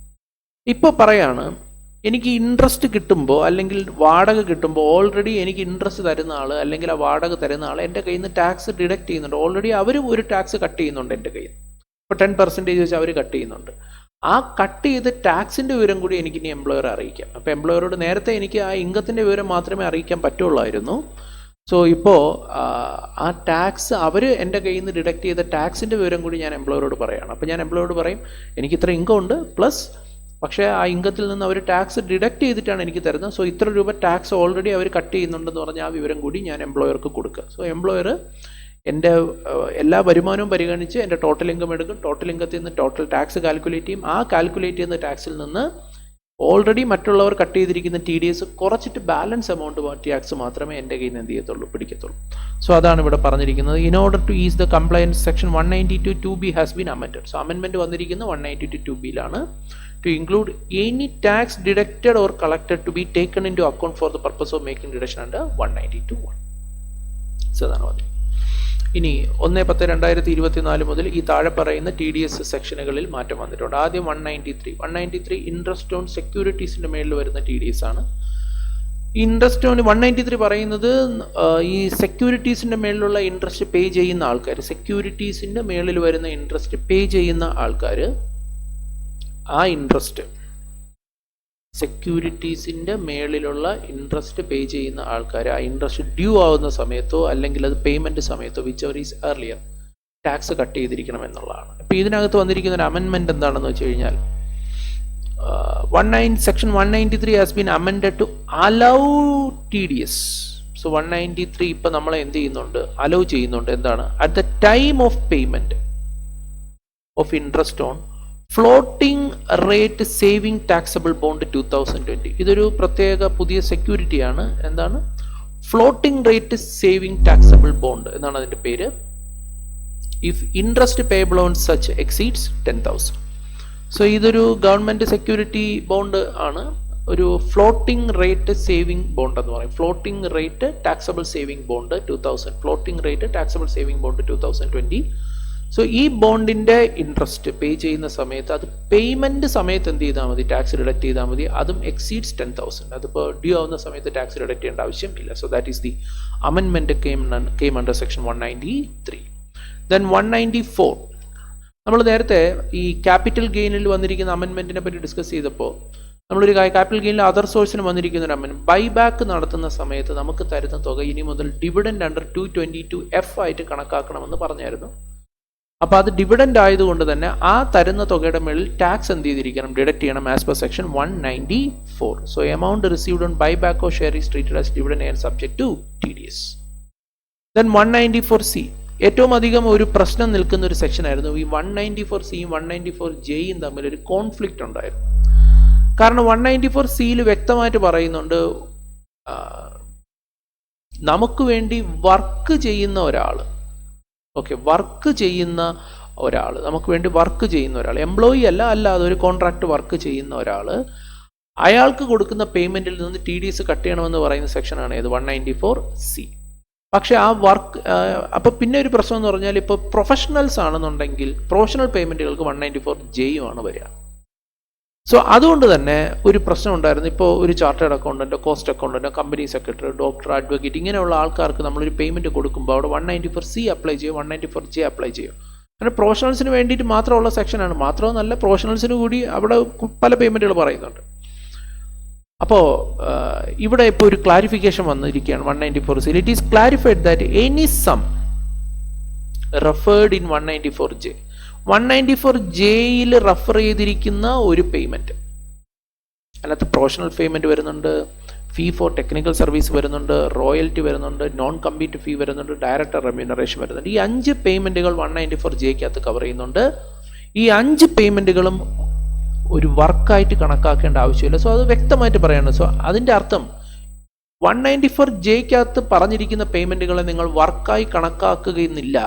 അതിനർത്ഥം അവിടെ 194C ആപ്ലിക്കബിൾ ആവില്ല. അപ്പം ധൈര്യമായിട്ട് പറയാം, ഇനി പ്രൊഫഷണൽസിന് കൊടുക്കുന്ന പേയ്മെന്റുകൾ, ടെക്നിക്കൽ ഫീസ് ആയിട്ട് കൊടുക്കുന്ന പേയ്മെന്റുകൾ, റോയൽറ്റി ആയിട്ട് കൊടുക്കുന്ന പേയ്മെന്റുകൾക്കൊന്നും 194C വരുമെന്നുള്ള കൺഫ്യൂഷൻ ഒന്നും വേണ്ട. ആ ഒരു ക്ലാരിഫിക്കേഷൻ സെക്ഷനിൽ തന്നെ എന്ത് ചെയ്തിട്ടുണ്ട്, വരുത്തിയിട്ടുണ്ട്. 194F ഒഴിവാക്കി, ഒമിറ്റ് ചെയ്തു. ഇനി മുതൽ അതില്ല. മറ്റൊരു വളരെ പ്രധാനപ്പെട്ട ഒരു അമെൻമെന്റ് വന്നത് 194IA-യിലാണ്. ഇതും ഞാൻ നേരത്തെ പറഞ്ഞതുപോലെ ഒരുപാട് കോംപ്ലിക്കേഷൻ ഉണ്ടായിരുന്ന ഒരു സംഭവമാണ്. 194IA പറയുന്നത്, നമ്മളൊരു ഇമ്മൂവബിൾ പ്രോപ്പർട്ടി വിൽക്കുമ്പോൾ ഒരു ബയർ ഇമ്മൂവബിൾ പ്രോപ്പർട്ടി മേടിക്കുകയാണ്, 50 ലക്ഷം രൂപയോ അതിനു മേളിലോ ആണ് അതിൻ്റെ വിലയെങ്കിൽ ടാക്സ് ഡിഡക്ട് ചെയ്യണം. 1% ടാക്സ് ഡിഡക്ട് ചെയ്തിട്ട് പേയ്മെന്റ് കൊടുക്കുക. ഉദാഹരണം 60 ലക്ഷം രൂപ വിലയുള്ള ലാൻഡാണ് നിങ്ങൾ മേടിക്കുന്നതെങ്കിൽ 1%, 60 ലക്ഷത്തിൻ്റെ 1% എന്ന് പറയുമ്പോൾ 60,000 രൂപ ഡിഡക്ട് ചെയ്തിട്ട് പേയ്മെന്റ് കൊടുക്കാൻ പാടുള്ളൂ എന്നാണ് പറഞ്ഞത്. ഓക്കെ, അപ്പോൾ ഒരു ചോദ്യം, ഈ പ്രോപ്പർട്ടിയുടെ വിലയാണോ ഈ 60 ലക്ഷം എടുക്കേണ്ടത്, അതോ സെല്ലർക്ക് കൊടുക്കുന്ന തുകയാണോ? ചിലപ്പോൾ ഇപ്പോൾ 2 സെല്ലർ ഉണ്ടെന്ന് വെച്ചോളാം. ഇപ്പോൾ പ്രോപ്പർട്ടി 2 പേരുടെ പേരിലാണ്, മിസ്റ്റർ എയും മിസ്സിസ് എയും. അവർ 2 പേരും കൂടെ ചേർന്നാണ് പ്രോപ്പർട്ടി നമുക്ക് വിൽക്കുന്നത്. അപ്പോൾ നമ്മൾ അവർക്ക് പേയ്മെന്റ് കൊടുക്കുമ്പോൾ മിസ്റ്റർ എക്ക് 30 ലക്ഷം, മിസ്സിസ് എക്ക് 30 ലക്ഷം. അപ്പോൾ അവിടെ TDSന്റെ പ്രശ്നം വരുമോ? അപ്പോൾ പ്രോപ്പർട്ടിയുടെ വിലയാണോ നോക്കേണ്ടതോ, അതോ നമ്മൾ ആ കൊടുക്കുന്ന സെല്ലർ വൈസ് ആണോ നോക്കേണ്ടത്, പ്രോപ്പർട്ടി വൈസ് ആണോ, മൊത്തം വിലയാണോ നോക്കേണ്ടത്, അതോ ഓരോ സെല്ലർക്കും കൊടുക്കുന്ന തുക 50 ലക്ഷത്തിന് മേളിൽ പോകണമെന്നാണോ? നേരത്തെ അങ്ങനെയായിരുന്നു, സെല്ലർ വൈസ് ആയിരുന്നു നമ്മൾ നോക്കേണ്ടിയിരുന്നത്, 50 ലക്ഷം വരേണ്ടത്. സോ ഞാൻ ഈ പറഞ്ഞ കേസിൽ ഇവിടെ മിസ്റ്റർ എയും മിസ്സിസ് എയും ഉണ്ടെങ്കിൽ 30 60 ലക്ഷമാണ്. അപ്പോൾ പ്രോപ്പർട്ടിയുടെ വില 50 ക്രോസ് ചെയ്തെങ്കിൽ ഇവിടെ TDS വരില്ലായിരുന്നു. കാരണം മിസ്റ്റർ എക്ക് അവിടെ 30 കൊടുക്കുന്നുള്ളൂ, മിസ്സിസ് എക്ക് 30 കൊടുക്കും. 30 കൂടെ 60, പ്രോപ്പർട്ടി മൊത്തം വാല്യൂ അല്ല നോക്കണം, ഓരോരുത്തർക്കും 50 വന്നിട്ടുണ്ടോ? ഇല്ല. സോ അവിടെ 194IA ആപ്ലിക്കബിൾ ആവില്ലായിരുന്നു. പക്ഷെ ഇപ്പോൾ അതിനൊരു ക്ലാരിഫിക്കേഷൻ വന്നിരിക്കുകയാണ്. It is clarified that where there is more than one transferor or transferee in respect of an immovable property, then such a consideration shall be aggregate of the amount paid or payable by all the transferee to the transferor or all the transferor for transfer of such a immovable property. അപ്പോൾ അവിടെ നമ്മൾ ഇനി മുതൽ എന്ത് ചെയ്യണം? ആ വാക്ക് നിങ്ങൾ നോക്കിയാൽ മതി. ഇനിയിപ്പോൾ നമുക്ക് ആ കാര്യത്തിലൊരു തീരുമാനമായി. ഇനി നിങ്ങൾ ഒന്നിലധികം ആൾക്കാരുണ്ടെങ്കിൽ ആഗ്രിഗേറ്റ് ചെയ്യുമ്പോൾ 50 ലക്ഷം അതിൽ കൂടുതൽ വന്നു കഴിഞ്ഞാൽ നിങ്ങൾ എന്ത് ചെയ്തേ പറ്റുള്ളൂ? ടാക്സ് 1% ഡിഡക്ട് ചെയ്തേ പറ്റുള്ളൂ. അത്തരം സാഹചര്യങ്ങളിൽ 194IA ആപ്ലിക്കബിൾ ആകും എന്നാണ് പോയിന്റ്. പിന്നെ വേറെ വലിയ വ്യത്യാസങ്ങളല്ല, ചില റേറ്റുകളിൽ വ്യത്യാസം വന്നിട്ടുണ്ട്. 119D അല്ല, ഇത് ആക്ച്വലി ഉദ്ദേശിക്കുന്നത് 194D ആണ് കേട്ടോ. 194DA കമ്മീഷനാണ്. 5% കമ്മീഷൻ. നേരത്തെ 5% ആയിരുന്നത് ഇപ്പോൾ എത്രയായിട്ട് കുറച്ചിട്ടുണ്ട്? 2% ആയിട്ട് TDS റേറ്റ് കുറച്ചിട്ടുണ്ട്. 194G 2% ആയിട്ടുണ്ട്. 194H 5 എന്നുള്ളത് 2 ആയിട്ടുണ്ട്. അപ്പോൾ ഇതെല്ലാം തന്നെ നമുക്ക് കമ്മീഷൻ റിലേറ്റഡ് ആയിട്ട് വന്ന സംഭവങ്ങളാണ്. ഇതെല്ലാം 5 എന്നുള്ളത് എത്രയായിട്ട് മാറി? 2% മാറി. 194IB, അതായത് നമ്മുടെ പേഴ്സണൽ ആവശ്യത്തിനൊക്കെ നമ്മൾ ഉപയോഗിക്കുന്ന റെൻറ്റ്, മന്ത്ലി റെൻറ്റ് 50,000 രൂപയോ അതിന് മേളിൽ പോയാൽ, ഇപ്പോൾ വീടിൻ്റെയൊക്കെ വാടക മന്ത്ലി റെൻറ്റ് 50,000 അതിന് മേളിൽ പോയാൽ, നേരത്തെ 5% അതിപ്പോൾ എത്രയായിട്ട് മാറിയിട്ടുണ്ട്? 2% മാറിയിട്ടുണ്ട്. 194M, യെസ്, 5% എന്നുള്ളത് 2%. അപ്പോൾ എല്ലാ മിക്കവാറും 5% റേറ്റുകളെല്ലാം എത്രയായിട്ട് മാറിയിട്ടുണ്ട്? യെസ്. ഈ കോൺട്രാക്ട് നമ്മുടെ പേഴ്സണൽ ആവശ്യത്തിനുള്ള കോൺട്രാക്ട് പേയ്മെൻറ്റ്, പ്രൊഫഷണൽ പേയ്മെൻറ്റുകളൊക്കെയാണ് 194. റെൻറ്റ് ഇതൊക്കെയാണ് 194. റെൻ്റല്ല, കോൺട്രാക്ട് പേയ്മെൻറ്റുകൾ, കമ്മീഷനുകൾ, അതുപോലെ തന്നെ പ്രൊഫഷണൽ പേയ്മെൻറ്റുകൾ, ഇതെല്ലാം തന്നെ 50 ലക്ഷത്തിന് മേളിൽ പോയിട്ടുണ്ടെന്നുണ്ടെങ്കിൽ നിങ്ങൾ ഇനി മുതൽ, നേരത്തെ 5% കട്ട് ചെയ്യണമായിരുന്നു, അതിപ്പോൾ 2% ആയിട്ട് കുറച്ചിട്ടുണ്ട്. അതുപോലെ 194A ECO പേയ്മെൻറ്റുകൾ, ECOയുടെ TDSൻ്റെ റേറ്റാണ്, അത് 1% എന്നുള്ളത് 0.1. ഇപ്പോൾ TDSൻ്റെ റേറ്റ് കുറയ്ക്കുകയും അതുവഴി നമുക്കൊരു ഉപകാരപ്പെടുന്ന ഒരു പരിപാടിയാക്കി മാറ്റിയിട്ടുണ്ട്. സോ ഈ സെക്ഷനുകളെല്ലാം ഓർത്തിരിക്കണം. പ്രധാനപ്പെട്ട അമെൻമെൻ്റ് ആണ് ഇപ്പോൾ വന്നിരിക്കുന്നത്. ദെൻ 197 എന്ന് പറഞ്ഞു കഴിഞ്ഞാൽ, നമ്മളിപ്പോൾ TDS നമ്മുടെ കയ്യിൽ നിന്ന് ഒരാൾ നമുക്ക് പേയ്മെൻറ്റ് തരുമ്പോൾ TDS ഡിഡക്റ്റ് ചെയ്യാൻ അയാൾ ബാധ്യസ്ഥനാണെങ്കിൽ ഉറപ്പായിട്ടും അയാൾ TDS ഡിഡക്റ്റ് ചെയ്തിട്ട് തരത്തുള്ളൂ. പക്ഷെ നമുക്കൊരു ഓപ്ഷൻ ഉണ്ട്, അയാളോട് നമുക്ക് പറയാം, ശരി തന്നെയാണ്, നിങ്ങൾ നമുക്ക് തരുന്ന പേയ്മെൻറ്റ് അനുസരിച്ച് നിങ്ങൾ ടാക്സ് ഡിഡക്റ്റ് ചെയ്തേ പറ്റത്തുള്ളൂ, പക്ഷേ എൻ്റെ ഓവറോൾ ഇൻകം, എൻ്റെ മൊത്തം വരുമാനം ഈ പറയുന്നത് പോലെ എനിക്ക് 7 ലക്ഷം രൂപയ്ക്ക് താഴെ, 7 ലക്ഷം രൂപ നമ്മളിപ്പോൾ പഠിച്ചല്ലോ, 7 ലക്ഷം രൂപയ്ക്ക് അകത്താണെന്നുണ്ടെങ്കിൽ എനിക്ക് റിബേറ്റ് ഉണ്ട്. ഞാനൊരു റെസിഡൻറ്റ് ഇൻഡിവിജ്വലാണ്, 7 ലക്ഷം രൂപയ്ക്ക് താഴെയാണെങ്കിൽ അതിന് റിബേറ്റ് ഉണ്ട്. സോ നിങ്ങൾ എൻ്റെ കയ്യിൽ നിന്ന് ടാക്സ് ഡിഡക്റ്റ് ചെയ്തിരുന്നാലും എനിക്ക് ആ തുക ഫുള്ളായിട്ട് റീഫണ്ടായിട്ട് കിട്ടും. സോ എനിക്ക് മൊത്തം വരുമാനം 7 ലക്ഷം രൂപയ്ക്ക് താഴെ ഉള്ളൂ. അതുകൊണ്ട് നിങ്ങൾ എൻ്റെ കയ്യിൽ നിന്ന് ടാക്സ് ഡിഡക്റ്റ് ചെയ്തിട്ട് കാര്യമില്ല, അതുകൊണ്ട് എന്നിൽ നിന്ന് ടാക്സ് ഡിഡക്റ്റ് ചെയ്യാതിരുന്നൂടെ എന്ന് നമ്മൾ അയാളോട് ചോദിക്കാം. അങ്ങനെ നമ്മൾ അയാളോട് ടാക്സ് ഡിഡക്റ്റ് ചെയ്യരുത് എന്ന് ആവശ്യപ്പെട്ടാൽ അയാൾ ഡിഡക്റ്റ് ചെയ്യാതിരിക്കുകയൊന്നുമില്ല, കാരണം ടാക്സ് ഡിഡക്റ്റ് ചെയ്യേണ്ടത് അയാളുടെ ഉത്തരവാദിത്തമാണ്. അപ്പോൾ അയാൾ എന്ത് ചെയ്യുമെന്ന് വെച്ചാൽ, നമ്മൾ ഇൻകം ടാക്സ് ഓഫീസർ മുമ്പാകെ, നമ്മുടെ ഓഫീസർ മുമ്പാകെ നമ്മൾ ഈ കാര്യം എന്ത് ചെയ്യണം? വെളിപ്പെടുത്തണം. എന്നിട്ട് നമ്മളോട് നോ ഡിഡക്ഷൻ സർട്ടിഫിക്കറ്റ് അല്ലെങ്കിൽ ലോവർ ഡിഡക്ഷൻ സർട്ടിഫിക്കറ്റ് എന്ന് പറയുന്ന സർട്ടിഫിക്കറ്റ് മേടിക്കാം. അപ്പോൾ ഈ കാര്യം നമ്മൾ ഇൻകം ടാക്സ് ഉദ്യോഗസ്ഥരോട് പറയുക, എന്താണ് സാർ, എനിക്ക് ഈ പറഞ്ഞതുപോലെ വരുമാനം 7 ലക്ഷം രൂപയ്ക്ക് താഴെയുള്ളൂ. സോ എനിക്ക് ഒരാൾ തരുന്ന പേയ്മെൻറ്റിന് അയാൾ ടാക്സ് കട്ട് ചെയ്യാൻ പോവാണ്. സോ അയാൾ ടാക്സ് കട്ട് ചെയ്യാതെ എനിക്ക് ആ പേയ്മെൻറ്റ് മൊത്തം തരാൻ വേണ്ടിയിട്ട് സാർ എനിക്കൊരു സർട്ടിഫിക്കറ്റ് തരണം. ആ സർട്ടിഫിക്കറ്റ് ഞാൻ മേടിച്ച് അയാൾക്ക് കൊടുത്താൽ പിന്നെ അയാൾ എനിക്ക് എൻ്റെ കയ്യിൽ നിന്ന് എന്ത് ചെയ്യത്തില്ല? ടാക്സ് ഡിഡക്റ്റ് ചെയ്യത്തില്ല. അല്ലെങ്കിൽ മൊത്തം ഡിഡക്റ്റ് ചെയ്യുന്ന കുറച്ചായിരിക്കും ഡിഡക്റ്റ് ചെയ്യുക. അത് no deduction or lower deduction certificate എന്ന് പറയും. അപ്പോൾ എനിക്കിതിങ്ങനെ മേടിച്ച് കൊടുക്കാൻ പറ്റും. പക്ഷേ ഇത് എല്ലാ സെക്ഷനുകൾക്കും ഇത് ബാധകമായിരുന്നില്ല. ഇപ്പോൾ ഈ 197ൻ്റെ സ്കോപ്പ് 194Qന് കൂടി എന്ത് ചെയ്തിട്ടുണ്ട്? So 197 has been amended to bring 194Q in its ambit. ഈ 194Q എന്താണെന്നുള്ളത് നമ്മൾ TDS പഠിക്കുമ്പോൾ നമ്മൾ കണ്ടിട്ടുള്ളതാണ്. 194Q പറയുന്നത്, നിങ്ങളിപ്പോൾ ഈ പർച്ചേസ് ചെയ്യാണ്, 50 ലക്ഷം രൂപയ്ക്ക് മേളിൽ നിങ്ങളൊരു സെല്ലറുടെ കയ്യിൽ നിന്ന് പർച്ചേസ് ചെയ്തിട്ടുണ്ടെങ്കിൽ, അതായത് നിങ്ങളൊരു കച്ചവടക്കാരനാണ്, ഒരു ബിസിനസ്സുകാരനാണ്, നിങ്ങൾ നിങ്ങളുടെ സ്റ്റോക്ക്, ഉദാഹരണം പറയുകയാണെങ്കിൽ നിങ്ങൾ ഇൻവെൻട്രി അല്ലെങ്കിൽ സ്റ്റോക്ക് നിങ്ങളുടെ ഒരു സെല്ലറുടെ കയ്യിൽ നിന്ന് പർച്ചേസ് ചെയ്യുന്നു, 50 ലക്ഷം രൂപയ്ക്ക് മേളിലുള്ള പർച്ചേസ് നിങ്ങൾ നടത്തിയിട്ടുണ്ടെന്നുണ്ടെങ്കിൽ 50 ലക്ഷം രൂപയ്ക്ക് മേളിൽ നിങ്ങൾ കൊടുക്കുന്ന പേയ്മെൻറ്റ്, അടുത്ത 50 ലക്ഷം രൂപ ക്രോസ് ചെയ്ത് കഴിഞ്ഞാൽ അടുത്ത പേയ്മെൻറ്റ് നിങ്ങൾ കൊടുക്കുമ്പോൾ ഒരു 0.1% എന്ത് ചെയ്തിരിക്കണം? ടാക്സ് ഡിഡക്റ്റ് ചെയ്തിട്ട് അവൻ എന്ത് ചെയ്യാൻ പാടുള്ളൂ? പേയ്മെൻറ്റ് കൊടുക്കാനായിട്ട് പാടുള്ളൂ. അതാണ് ഈ പറഞ്ഞതുപോലെ 194 Qനകത്ത് പറഞ്ഞിരിക്കുന്നത്. അപ്പോൾ ടാക്സ് ഡിഡക്റ്റ് ചെയ്തതിന് ശേഷം മാത്രമേ ഇത് കൊടുക്കാൻ പാടുള്ളൂ. പ്രൊവൈഡഡ് നിങ്ങളുടെ കഴിഞ്ഞ വർഷത്തെ ടേൺ ഓവർ 10 കോടി രൂപയ്ക്ക് മേളിലായിരിക്കണം. ഇതൊക്കെയാണ് കണ്ടീഷൻ. അപ്പോൾ ഇനി നിങ്ങൾക്ക് വേണമെങ്കിൽ ഈ ഒരു ലോവർ ഡിഡക്ഷൻ സർട്ടിഫിക്കറ്റ് 194Q പ്രകാരം നമുക്ക് എന്ത് ചെയ്യാൻ പറ്റും? ഇത് സ്വീകരിക്കാനൊക്കെ പറ്റും. അപ്പോൾ അയാൾ നമുക്ക് 194Q പ്രകാരം ലോവർ ഡിഡക്ഷൻ സർട്ടിഫിക്കറ്റ് തന്നു, നമുക്ക് ടാക്സ് ഡിഡക്റ്റ് ചെയ്യേണ്ട ആവശ്യമില്ല. അതേപോലെ തന്നെ TCSൻ്റെ കാര്യത്തിൽ ഇതുപോലെ തന്നെയാണ്. TCSനകത്തും ടാക്സ് ലോവർ ടാക്സ് കളക്ഷൻ സർട്ടിഫിക്കറ്റിന് വേണ്ടിയിട്ടുള്ള സെക്ഷനാണ് 206C9. അതിൻ്റെ കീഴിലേക്ക് 206C1H എന്ന് പറയുന്ന സെക്ഷൻ കൂടി ഇൻട്രൊഡ്യൂസ് ചെയ്തിട്ടുണ്ട്. സോ ഈ 206C1H ഉം 194Qയും തമ്മിൽ ഒരു ബന്ധമുണ്ട്. അത് നിങ്ങൾ പഠിക്കണം. ഇപ്പം നമുക്കത് പറഞ്ഞുകൊണ്ടിരുന്നു കഴിഞ്ഞാൽ അത് നമ്മുടെ പർപ്പസ് അതല്ല. അപ്പോൾ 194Qയും 206C1Hഉം ഇത് പരസ്പരം റിലേറ്റഡ് ആയിട്ടുള്ള സെക്ഷനുകളാണ്. സോ അത് നമ്മൾ ഓർത്തിരിക്കേണ്ടതാണ്, പഠിച്ചു വെക്കേണ്ട ഒരു കാര്യമാണ്.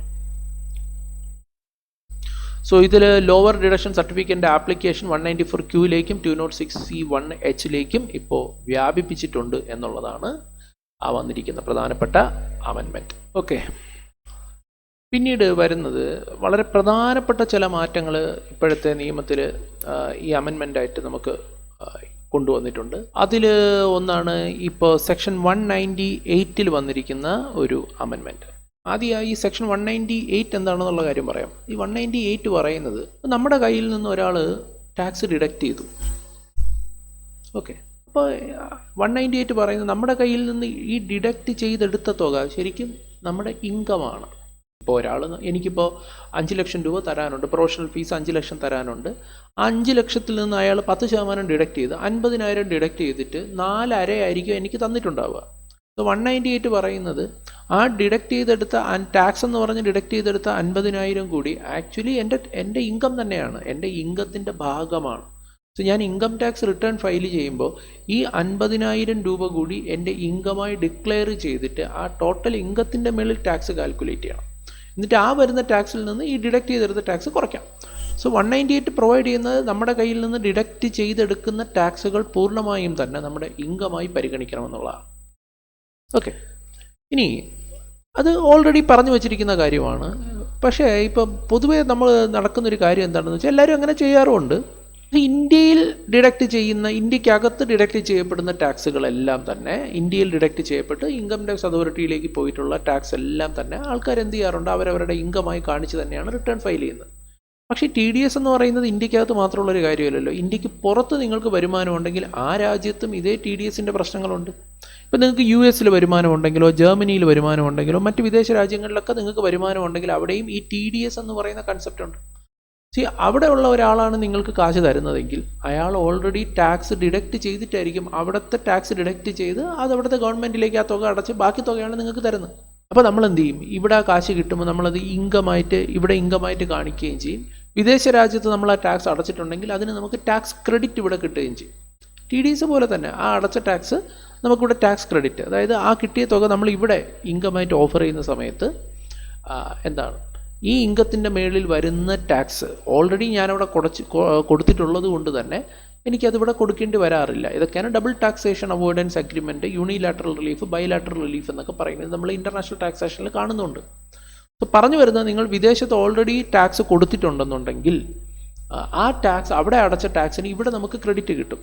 അത് ആൾക്കാർ ക്രെഡിറ്റ് എടുക്കുന്നുണ്ട്. പക്ഷേ പ്രശ്നം എന്താണെന്ന് അറിയാമോ, അവിടെ കൊടുത്ത ടാക്സ് ഇവിടെ നമ്മൾ ഇൻകമായി കാണിക്കാറില്ല. കിട്ടിയ തുക നെറ്റ് എമൗണ്ട് ഇവിടെ കാണിക്കും, പക്ഷേ ആ ടാക്സ് എമൗണ്ട് നമ്മളിവിടെ ഇൻകമായിട്ട് എന്ത് ചെയ്യാറില്ല, കാണിക്കാറില്ല.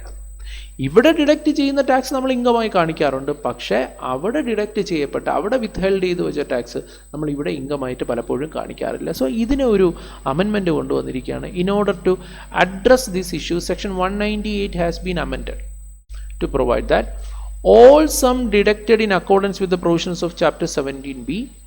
ഓക്കെ, 17B പ്രകാരം, 17B എന്ന് പറയുന്നത് TDSൻ്റെ ചാപ്റ്ററാണ്. TDS ചാപ്റ്റർ പ്രകാരം ഡിഡക്റ്റ് ചെയ്യുന്ന മുഴുവൻ തുകയും അതേപോലെ തന്നെ and income tax paid outside India by way of deduction in respect of which assessee is allowed credit against tax payable under the act are for the purpose of computing the income of the assessee deemed to be income received. So ഇതെല്ലാം തന്നെ നമുക്ക് കിട്ടിയ വരുമാനമായി പരിഗണിക്കണം എന്നാണ് ആ ഒരു section പറഞ്ഞിരിക്കുന്നത്.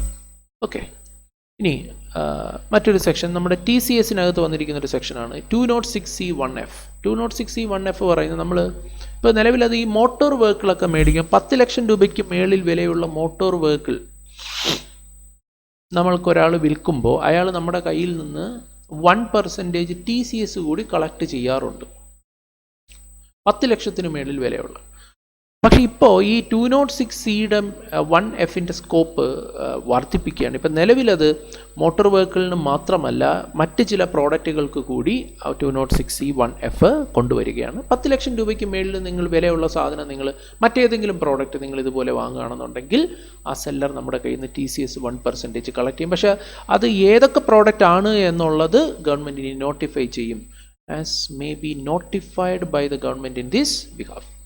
നോക്കൂ, for proper tracking of such expense in order to widen and deepen the tax net, the said provision has been amended also levy TCS on any other goods of value exceeding 10 ലക്ഷം രൂപയ്ക്ക് മേളിൽ വിലയുള്ള മറ്റ് പ്രോഡക്റ്റുകളുടെ മേളിൽ കൂടി ഇത് കൊണ്ടുവരാൻ പോവാണ്. പിന്നെ ഇതൊരു ചെറിയൊരു സെക്ഷനാണ് അടുത്ത് വന്നിരിക്കുന്നത്, നമുക്ക് റെലവൻ്റ് അല്ല. പിന്നെ വേറൊരു വളരെ ഇമ്പോർട്ടൻ്റ് ആയിട്ടുള്ള ഒരു പോയിന്റ് വന്നിട്ടുണ്ട്, claiming credit for TCS of minor in the hands of parent. നമ്മൾ ഈ വിദേശത്തേക്കൊക്കെ പേയ്മെൻറ്റ് നമ്മൾ അയക്കുന്ന സമയത്ത്, വിദേശത്തേക്ക് നമ്മൾ പേയ്മെൻറ്റ് കൊടുക്കുന്ന സമയത്ത് നമ്മൾ പലപ്പോഴും ഇന്ത്യക്ക് പുറത്തേക്ക് അയക്കുന്ന തുകയുടെ മേളിൽ TCS വരാറുണ്ട്. ഇപ്പോൾ വിദേശത്തേക്ക് കുട്ടികളൊക്കെ പഠിക്കാൻ വേണ്ടി പോവുകയാണ്, അപ്പോൾ അവർക്ക് അങ്ങോട്ടേക്ക് നമ്മൾ പണം അയച്ചു കൊടുക്കുമ്പോൾ TCS വരാറുണ്ട്.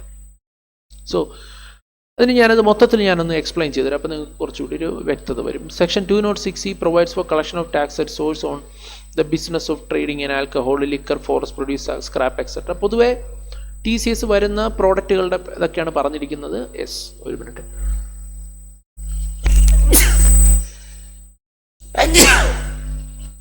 Sorry. Then representations have been received that there is no provision in the Act for allowing credit of TCS to any other person other than the collectee. See, 206C പറയാണ്, ഇപ്പോൾ നിങ്ങളുടെ കയ്യിൽ നിന്ന് ടാക്സ് കളക്ട് ചെയ്തിട്ടുണ്ടെങ്കിൽ ആ collect ചെയ്ത ടാക്സിന്റെ credit നിങ്ങൾക്കാണ് കിട്ടുന്നത്. നിങ്ങളുടെ കയ്യിൽ നിന്നല്ലേ ടാക്സ് കളക്ട് ചെയ്തു, അപ്പോൾ അതിൻ്റെ ടാക്സിൻ്റെ ക്രെഡിറ്റ് കിട്ടുക. ടാക്സിൻ്റെ ക്രെഡിറ്റ് കിട്ടുക എന്ന് പറഞ്ഞാൽ എന്താണ്? നിങ്ങളുടെ ടാക്സ് ലൈബിലിറ്റിയിൽ നിന്ന്, ഫൈനൽ ടാക്സ് ലൈബിലിറ്റിയിൽ നിന്ന് ഈ കളക്ട് ചെയ്തെടുത്ത ടാക്സ് നിങ്ങൾക്ക് കുറയ്ക്കാൻ പറ്റും. അതിനെയാണ് ടാക്സിൻ്റെ ക്രെഡിറ്റ് കിട്ടുക എന്ന് പറയുന്നത്. ഇപ്പോൾ ഇവിടെ പറയാണ്, for example, fund remitted under liberalised remittance scheme of RBI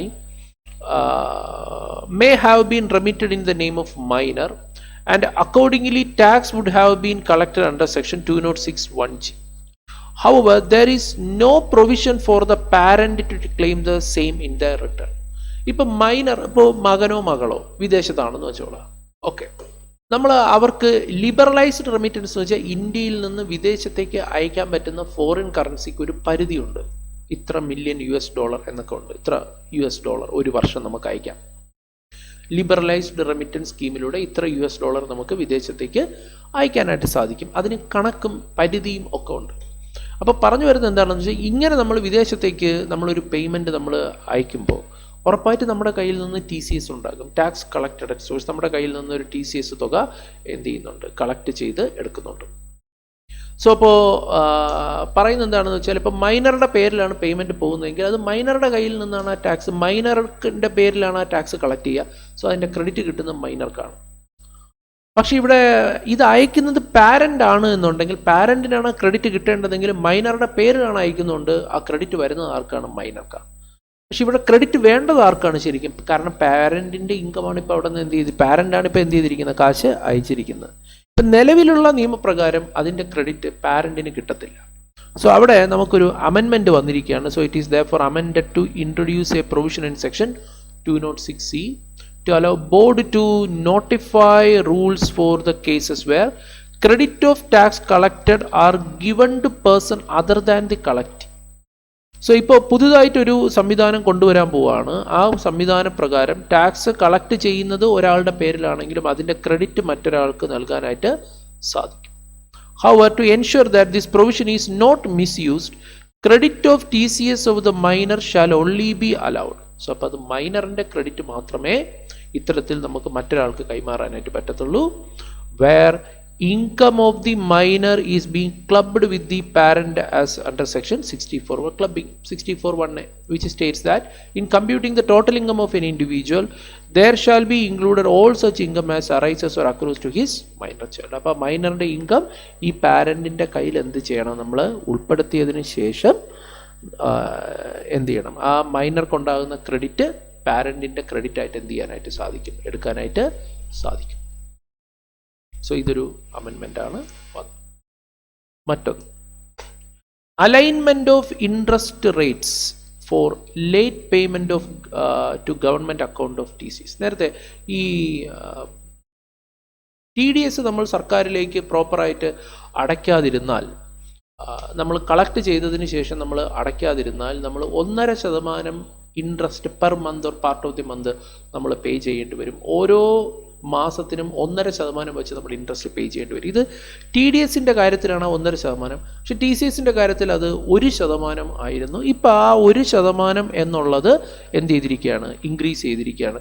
so 206C(7) has been amended to specify that simple interest for non payment of tax collected, അതുകൊണ്ട് non payment of tax collected at source to government account is to be increased from 1% to 1.5% every month or part thereof on the amount of such tax rate collected. നമ്മൾ ഗവൺമെൻറ്റിലേക്ക് അടയ്ക്കേണ്ട date കഴിഞ്ഞത് മുതൽ ആ ഡേറ്റിൻ്റെ തൊട്ടടുത്ത ദിവസം മുതൽ അതെന്നാണോ നിങ്ങൾ ആക്ച്വലി പേ ചെയ്യുന്നത് അതുവരെയുള്ള പീരീഡിലേക്ക് നമ്മുടെ കയ്യിൽ നിന്ന് 1.5% വെച്ച് ഇൻട്രസ്റ്റ് പെർ മന്ത് എന്ത് ചെയ്യും, അല്ലെങ്കിൽ part of the month collect ചെയ്യും. നിലവിൽ അത് ഓൾറെഡി TDSൻ്റെ കാര്യത്തിൽ അത് ഓൾറെഡി പറഞ്ഞിട്ടുണ്ട്. 1.5% ഈസ് ആപ്ലിക്കബിൾ നേരത്തെ പറഞ്ഞിട്ടുണ്ട്. അത് TDSൻ്റെ കാര്യത്തിലാണ്. പക്ഷെ അത് TCSലേക്ക് കൂടി ഇപ്പോൾ എന്ത് ചെയ്തിരിക്കുകയാണ്, അത് ഇൻക്രീസ് ചെയ്തിരിക്കുകയാണെന്നുള്ളതാണ്. മറ്റൊന്ന്, there is a notification of certain person or class of person as exempt from TCS. അതായത് ഇപ്പോൾ ചില വ്യക്തികളിൽ നിന്ന് നമ്മൾ ടാക്സ് കളക്ട് ചെയ്യാൻ പാടില്ല. അതായത് ഓൾറെഡി എക്സംപ്റ്റഡ് ആയിട്ടുള്ള ഇൻകം ഉള്ള വ്യക്തികൾ, ഇപ്പോൾ ഗവൺമെൻറ് സ്ഥാപനങ്ങൾ, ഡിപ്പാർട്ട്മെൻറ്റുകൾ അല്ലെങ്കിൽ മറ്റ് എക്സംപ്റ്റഡ് ആയിട്ടുള്ള വരുമാനങ്ങളുള്ളവർ, അവരുടെ കയ്യിൽ നിന്ന് ടാക്സ് കളക്ട് ചെയ്യാൻ പാടില്ല എന്നത് ഒരു വലിയൊരു പൊതുവായിട്ടുള്ള ആവശ്യമായിരുന്നു. So therefore it is being amended to provide that no collection of tax shall be made or that collection of tax shall be made at such lower rate in respect to specified transaction. ചില specified ട്രാൻസാക്ഷൻ്റെ മേളിൽ tax collect ചെയ്യാൻ പാടില്ല. From such person or class of person including institutions, association, body or class of institution, association or body as may be notified by central government in this behalf. പക്ഷെ അത് ആരൊക്കെയാണ് എന്നുള്ളത് government എന്ത് ചെയ്യും, കാലക്രമേണ notify ചെയ്യുന്നതായിരിക്കും എന്നുള്ളതാണ്. പെനാൽറ്റി ആൻഡ് പ്രോസിക്യൂഷൻ, നമ്മൾ അമെൻമെൻറ്റിൻ്റെ അവസാനത്തെ ഏരിയയിലേക്ക് പോവാണ്. സോ പെനാൽറ്റി ആൻഡ് പ്രോസിക്യൂഷൻ എന്നുകൊണ്ട് ഉദ്ദേശിക്കുന്നത്, നമ്മൾ ഇൻകം ടാക്സ് നിയമത്തിനകത്ത് പിഴകളെ പറ്റി പറയുന്നുണ്ട്. നമുക്ക് ചുമത്താവുന്ന നമ്മുടെ കുറ്റകൃത്യങ്ങൾ, നമ്മൾ ചെയ്യാവുന്ന തെറ്റുകൾ, അതിൻ്റെ മേളിൽ വരുന്ന പിഴകളെയും ശിക്ഷാ നടപടികളെയും പറ്റി, തടവ് ശിക്ഷയെ പറ്റിയൊക്കെ പറയുന്ന ഒരു ഏരിയ ഉണ്ട്. അതാണ് പെനാൽറ്റി ആൻഡ് പ്രോസിക്യൂഷൻ. ആ ഒരു ഏരിയയിൽ വന്നിരിക്കുന്ന പ്രധാനപ്പെട്ട ചില ഒരു 3-4 അമെൻമെൻറ്റ്സ് ഉണ്ട്, നമുക്ക് നോക്കാം. അതിലാദ്യമായിട്ട് സെക്ഷൻ 271 FAA എന്ന് പറയുന്ന സെക്ഷനിലാണ് വന്നിരിക്കുന്നത്. സോ ഈ 271 FAA ഒരു 271 പൊതുവെ നമ്മൾ പെനാൽറ്റികളെ പറ്റി പറയുന്നത്. 271 FAA എന്താണെന്നുള്ളത് ഞാൻ പറയാം. അതായത് ഞാൻ നേരത്തെ 135 പറ്റിയൊക്കെ പറഞ്ഞിരുന്നു. 135A ഞാൻ നേരത്തെ ഇൻകം എസ്കേപ്പിംഗ് അസസ്മെൻറ്റിനെ പറ്റി പറഞ്ഞു. അതായത് ഇൻകം ടാക്സ് ഡിപ്പാർട്ട്മെൻറ്റിന് ഇപ്പോൾ നമ്മളോട് നേരിട്ട് ചോദിക്കുക അല്ലാതെ തന്നെ അവർക്ക് ഓട്ടോമാറ്റിക്കലി അവർക്ക് വിവരങ്ങൾ പല സ്ഥലങ്ങളിൽ നിന്ന് കിട്ടും. അതായത് നമ്മൾ പലതരത്തിലുള്ള ഇൻസ്റ്റിറ്റ്യൂഷനുകളുമായിട്ട് ഇടപാട് നടത്തുമ്പോൾ ബാങ്കുകൾ, ഇൻഷുറൻസുകൾ, സ്ഥാപനങ്ങൾ, cooperative society, mutual fund houses, അല്ലെ പോർട്ട്ഫോളിയോ മാനേജേഴ്സ്, അല്ലെ പലതരത്തിലുള്ള ഡീലേഴ്സ്, ഇങ്ങനെയുള്ള ആൾക്കാരുമായിട്ട്, ഇൻസ്റ്റിറ്റ്യൂഷൻസുമായിട്ട് നമ്മൾ ഇടപാട് നടത്തുമ്പോൾ അവരിൽ നിന്നുള്ള വിവരം ആരിലേക്ക് എത്താറുണ്ട്, ഇൻകം ടാക്സ് ഡിപ്പാർട്ട്മെൻറ്റിലേക്ക് എത്താറുണ്ട്. പക്ഷെ അവിടെ ശ്രദ്ധിക്കേണ്ട കാര്യം, ഈ എൻറ്റിറ്റീസ് ഞാൻ നേരത്തെ പറഞ്ഞു ഇൻസൈറ്റ് എന്ന് പറയുന്ന പോർട്ടലുണ്ട്, അതുവഴിയാണ് ഇവർ വിവരങ്ങളൊക്കെ സമർപ്പിക്കേണ്ടതെന്നുള്ള കാര്യവും ഞാൻ പറഞ്ഞു. പക്ഷേ ഇത് പ്രോപ്പറായിട്ട് ചെയ്യാതിരുന്നാൽ, തെറ്റായ വിവരങ്ങൾ ഇവർ സമർപ്പിക്കുകയാണെന്നുണ്ടെങ്കിൽ അത് അസസിക്ക് കൂടി ബുദ്ധിമുട്ടാവുകയല്ലേ. സോ തെറ്റായ വിവരങ്ങൾ ഇവർ സമർപ്പിച്ചിട്ടുണ്ടെങ്കിൽ അവരുടെ മേളിൽ പിഴ ചുമത്തുവാനുള്ള അധികാരത്തെ പറ്റിയാണ് 271 FAA പറഞ്ഞിരിക്കുന്നത്. സോ നോക്കൂ, furnishing of inaccurate information in the statement shall be liable. അപ്പോൾ ആരാണോ ഇനാക്യുറേറ്റ്, തെറ്റായ വിവരങ്ങൾ, അതുപോലെ തന്നെ failure to comply with the due diligence requirement in the state. Due diligence എന്ന് വെച്ചാൽ പുലർത്തേണ്ട ശ്രദ്ധമായ കാര്യങ്ങൾ, അതിനകത്ത് നമ്മൾ എന്ത് ചെയ്യണം, അത് കൃത്യമായി പാലിക്കാതെ, നടപടിക്രമങ്ങൾ പാലിക്കാതെ തെറ്റായ വിവരങ്ങൾ സമർപ്പിക്കുമ്പോൾ ചുമത്തപ്പെടുന്ന ടാക്സാണ് ഈ 271 FAA. 50,000 രൂപ വരെ ഇവരുടെ മേളിൽ എന്ത് ചെയ്യാം, പിഴ ചുമത്തപ്പെടാം എന്നുള്ളതാണ്. യെസ്, 50,000 റുപ്പീസിൻ്റെ പിഴയാണ് ഇതിൻ്റെ മേളിൽ വരുന്നത്. Further 271 FAA has been inserted in ഇനി 273B പറയുന്നതെന്ന് വെച്ച് കഴിഞ്ഞാൽ, ഈ പിഴ ചുമത്തിയാലും അവർക്കൊരു അവസരം കൊടുക്കുക. അതായത് മനഃപൂർവ്വമല്ലാത്ത തെറ്റാണ് എന്ന് പറഞ്ഞു കഴിഞ്ഞാൽ അവർക്ക് അറിയാതെ പറ്റിപ്പോയതാണ്, അല്ലെങ്കിൽ അവർക്ക് കൃത്യമായ കാരണമുണ്ട്, അവിടെ എന്താണ്, അവിടെ വ്യക്തമായിട്ടുള്ള റീസൺസ് ഉണ്ട് എന്തുകൊണ്ടാണ് തെറ്റ് പറ്റി എന്നുണ്ടെങ്കിൽ അവർക്ക് ആ പിഴ എന്ത് ചെയ്യും, ഒഴിവാക്കി കൊടുക്കുമെന്ന് പറയുന്നതാണ് 273B. സോ 273B എന്ന് പറയുന്ന സെക്ഷനകത്ത് ഏതിനെ കൂടി ഉൾപ്പെടുത്തിയിട്ടുണ്ട്, സെക്ഷൻ 271 FAA കൂടി ഇപ്പോൾ എന്ത് ചെയ്തു, ഉൾപ്പെടുത്തി. No penalty shall be impossible for any failure referred to in such if the assessee proves that there was a reasonable cause for such a failure എന്നുള്ളതാണ്. ശരി, അടുത്തൊരു പെനാൽറ്റിയുടെ സെക്ഷൻ വരുന്നത് 271GC എന്ന് പറയുന്ന സെക്ഷനാണ്. 271GC ഈ നോൺ റെസിഡന്റ് എൻറ്റിറ്റീസ്, അതായത് foreign company, വിദേശ സ്ഥാപനങ്ങൾ ഇന്ത്യയിലെ ലൈസൺ ഓഫീസുകൾ സ്റ്റാർട്ട് ചെയ്യണമെന്നുള്ളത് ഈ RBIയുടെ ഒരു റിക്വയർമെൻ്റ് ആണ്. അതായത് നിങ്ങൾ ഇന്ത്യയിൽ അവർക്ക് ഒരു കമ്മ്യൂണിക്കേഷൻ അഡ്രസ്സ് ഉണ്ടായിരിക്കണം. പക്ഷേ ഈ ലൈസൺ ഓഫീസേഴ്സ് ഇന്ത്യയിൽ നിന്ന് ബിസിനസ് ഒന്നും ചെയ്യുന്നുണ്ടാവില്ല, ജസ്റ്റ് ഒരു കമ്മ്യൂണിക്കേഷൻ അഡ്രസ്സാണ്. ഈ ലൈസൺ ഓഫീസ് ഓരോ വർഷവും അവസാനിച്ച് 60 ദിവസത്തിനുള്ളിൽ അവരുടെ ആ ഒരു വർഷത്തെ പ്രവർത്തന റിപ്പോർട്ട് ഇൻകം ടാക്സ് ഡിപ്പാർട്ട്മെൻറ്റിന് കൈമാറിയിരിക്കണം എന്നുള്ളതാണ്. ഇപ്പോൾ 60 എന്നുള്ളത് മാറ്റി എത്ര ദിവസത്തിനുള്ളിൽ കൊടുക്കണം എന്നുള്ളതിനെ പറ്റിയിട്ടുള്ള ഒരു റൂള് നിർമ്മിച്ച് 60 ഡേയ്സിന് പകരം എത്ര ദിവസം എന്നുള്ളത് ഇനി പറയും. അത് പോട്ടെ, അപ്പോൾ അതൊരു ചെറിയ അമെൻമെൻ്റ് ആണ്, പോട്ടെ. എന്തായാലും ലൈസൺ ഓഫീസുകൾ എന്ത് ചെയ്യണമെന്നാണ് പറഞ്ഞത്, അവരുടെ ആ ഒരു വർഷത്തെ പ്രവർത്തനം വർഷം അവസാനിച്ച് 60 ഡേയ്സിനുള്ളിൽ തൽക്കാലം ഇൻകം ടാക്സ് ഡിപ്പാർട്ട്മെൻറ്റ് എന്ത് ചെയ്യണം, കൈമാറണമെന്ന് വെച്ചു. ഇതിൽ പിഴവ് വരുത്തിയിട്ടുണ്ടെങ്കിൽ there is a penalty under section 271 GC. നോക്കൂ, failure to furnish statement may attract a penalty. എത്ര രൂപ വെച്ചാണ് വരിക? 1000 രൂപ for every day for which failure continues. ഓരോ ദിവസത്തിനും 1000 രൂപ വെച്ചാണ് നമുക്ക് പെനാൽറ്റി വരിക. If the period of failure does not exceed 3 months, 3 മാസത്തിൽ കൂടുതൽ പോയിട്ടില്ല എന്നുണ്ടെങ്കിൽ ഓരോ ദിവസത്തിനും and 1 lakh in any other case. ഈ 3 മാസത്തിൽ കൂടുതൽ പോകുകയാണെന്നുണ്ടെങ്കിൽ 1 ലക്ഷം രൂപയാണ് ഇതിന് പെനാൽറ്റി വരിക. പിന്നെ ഇതിന് കൃത്യമായിട്ടുള്ള റീസൺസ് ഉണ്ടെന്നുണ്ടെങ്കിൽ നിങ്ങൾക്ക് പെനാൽറ്റിയിൽ നിന്ന് ഒഴിവാക്കിയിട്ടുണ്ട്. അത് 273B ഏതിൻ്റെ റെഫറൻസ് കൂടി ഇപ്പോൾ എഴുതി ചേർത്തിട്ടുണ്ട്. 271 GCയുടെ സ്റ്റേറ്റ്മെൻറ്റ് റെഫറൻസ് കൂടി ഇപ്പോൾ അതിനകത്ത് എഴുതി ചേർത്തിട്ടുണ്ട് എന്നുള്ളതാണ്. Then penalty for failure to furnish statement. Penalty for failure to furnish statement. നോക്കൂ, ഇതൊരു നല്ലൊരു പോയിൻ്റാണ്, നല്ലൊരു അമെൻമെൻ്റാണ് ഈ 271H പെനാൽറ്റി. അത് എന്താണെന്ന് വെച്ച് കഴിഞ്ഞാൽ, നമ്മൾ ഈ ടാക്സ് ഡിഡക്റ്റ് ചെയ്ത് അല്ലെങ്കിൽ ടാക്സ് കളക്ട് ചെയ്ത് സർക്കാരിലേക്ക് അടച്ച് റിട്ടേൺ ഫയൽ ചെയ്തില്ലെങ്കിൽ വരുന്ന ഒരു പെനാൽറ്റിയാണ് ഈ 271H എന്ന് പറയുന്നത്. പക്ഷേ നിങ്ങൾ ടാക്സ് ഡിഡക്റ്റ് ചെയ്തു, ആ ടാക്സും അടയ്ക്കാൻ വൈകി, റിട്ടേൺ ഫയൽ ചെയ്യാനും വൈകി, നിങ്ങൾ ആ ടാക്സും അടച്ച് അതിൻ്റെ ഇൻട്രസ്റ്റും അടച്ച് ഇനി എന്തെങ്കിലും പെനാൽറ്റി ഉണ്ടെങ്കിൽ അതും അടച്ച് നിങ്ങളിതെല്ലാം കൃത്യമായിട്ട് ചെയ്ത് ടാക്സ് ഡിഡക്റ്റ് ചെയ്യേണ്ട സമയത്ത് നിന്ന് ഈ റിട്ടേൺ ഫയൽ ചെയ്യേണ്ട സമയം കഴിഞ്ഞു പോയി. റിട്ടേൺ ഫയൽ ചെയ്യേണ്ട സമയം കഴിഞ്ഞു പോയി എന്ന് കരുതി നിങ്ങൾക്ക് ഉടനെ പെനാൽറ്റി ഒന്നും വരില്ലായിരുന്നു. റിട്ടേൺ ഫയൽ ചെയ്യേണ്ട സമയം കഴിഞ്ഞ് 1 വർഷത്തിനുള്ളിൽ നിങ്ങൾ എന്ത് ചെയ്തിട്ടുണ്ട്, റിട്ടേൺ ഫയൽ ചെയ്താൽ പോലും നിങ്ങൾക്ക് ഈ പെനാൽറ്റി വരില്ല. പിന്നെ ഈ ലേറ്റ് ഫീ ഇൻട്രസ്റ്റ് ഒക്കെ വരും. പക്ഷേ നിങ്ങൾ എന്ത് ചെയ്തിരിക്കുകയാണ്, കൃത്യസമയത്ത് നിങ്ങൾ എന്ത് ചെയ്തു, റിട്ടേൺ ഫയൽ ചെയ്യേണ്ട സമയം കഴിഞ്ഞ് 1 വർഷത്തിനുള്ളിൽ നിങ്ങൾ എന്ത് ചെയ്തു, റിട്ടേൺ ഫയൽ ചെയ്തിട്ടുണ്ടെങ്കിൽ നിങ്ങൾക്ക് പെനാൽറ്റി വരില്ലായിരുന്നു. ഇപ്പോൾ അതിലൊരു വലിയ അമെൻമെൻറ്റ് ഇപ്പോൾ എന്ത് ചെയ്തിട്ടുണ്ട്, കൊണ്ടുവന്നിട്ടുണ്ട്. അമെൻമെൻറ്റ് എന്താണെന്ന് വെച്ച് കഴിഞ്ഞാൽ 271H3 ഈ പെനാൽറ്റി വരില്ല. 1 വർഷത്തിനുള്ളിൽ ചെയ്തിട്ടുണ്ടെങ്കിൽ the period of before the expiry of period of 1 year from the time prescribed furnishing such statement നിങ്ങൾക്ക് പെനാൽറ്റി വരില്ലായിരുന്നു എന്നാണ് പറഞ്ഞത്. Okay, so 271H3 has been amended to provide that no penalty shall be levied if the person proves that after paying TDS or TCS along with the fee and interest to the creditor central government he has filed TDS or statement before the expiry of, ഇനി പറയുന്ന point ശ്രദ്ധിച്ചോ, 1 month. നോക്കൂ, 1 year ഉണ്ടായിരുന്നതാണ് ഇപ്പോൾ എന്താക്കി മാറ്റിയിരിക്കുന്നത്, 1 month ആക്കി മാറ്റിയിരിക്കുകയാണ്. 1 month from the time prescribed for furnishing statement. So അതൊരു വളരെ വലിയൊരു മാറ്റമാണ്. ഇപ്പോൾ നിങ്ങൾ 1 മാസത്തിനുള്ളിൽ റിട്ടേൺ ഫയൽ ചെയ്തിട്ടില്ല എന്നുണ്ടെങ്കിൽ നിങ്ങൾക്ക് ഇനിയിപ്പോൾ പെനാൽറ്റി അട്രാക്റ്റ് ചെയ്യപ്പെടാം എന്നുള്ളതാണ് ഇപ്പോൾ വന്നിരിക്കുന്ന ആ ഒരു അമെൻമെൻറ്റ്. സോ ഇതൊക്കെയാണ് നമുക്ക് വന്നിരിക്കുന്ന പ്രധാനപ്പെട്ട അമെൻമെൻറ്റ്. ഒരു അമെൻമെൻറ്റ് കൂടി ഞാൻ ഇതിനകത്ത് പ്രധാനപ്പെട്ട ഒരു അമെൻമെൻറ്റ് നമ്മുടെ ഇക്വലൈസേഷൻ ലെവിയുമായി ബന്ധപ്പെട്ടിട്ടുള്ള ഒരു അമെൻമെൻറ്റാണ്. 1/8/2024 മുതൽ ഇക്വലൈസേഷൻ ലെവി നിർത്തലാക്കി എന്നൊരു വലിയ ഒരു ഇമ്പോർട്ടൻ്റ് ആയിട്ടുള്ളൊരു കാര്യമുണ്ട്. പക്ഷേ അത് ഈ ഇലക്ട്രോണിക് കൊമേഴ്സ് ഓപ്പറേറ്റർ, ഇന്ത്യക്ക് പുറത്തുള്ള ഇലക്ട്രോണിക് കൊമേഴ്സ് ഓപ്പറേറ്റേഴ്സിന് എന്ത് ചെയ്യുന്നുണ്ട്, അവരുടെ ബിസിനസ്സിനെ വളരെ വലിയ തോതിൽ ബാധിക്കുന്നത് കൊണ്ട് തന്നെ അത് 2% ഉണ്ടായിരുന്ന ഇക്വലൈസേഷൻ ലെവി നിർത്തലാക്കി. പക്ഷേ ഡിജിറ്റൽ സർവീസുകളുടെ മേളിൽ ഇപ്പോൾ ഇക്വലൈസേഷൻ ലെവി ഉണ്ട് 6%. അതുപോട്ടെ, എന്തായാലും തൽക്കാലം ഇക്വലൈസേഷൻ ലെവി എന്ത് ചെയ്തിരിക്കുകയാണ്, ഇവിടെ 1/8/2024 മുതൽ നിർത്തലാക്കി എന്നുള്ള ഒരു പോയിന്റ് കൂടി നോക്കി. അത് ഇത്തവണ എക്സാമിനേഷന് ചോദിക്കാൻ സാധ്യതയുള്ള ഒരു ഏരിയ ആണ്.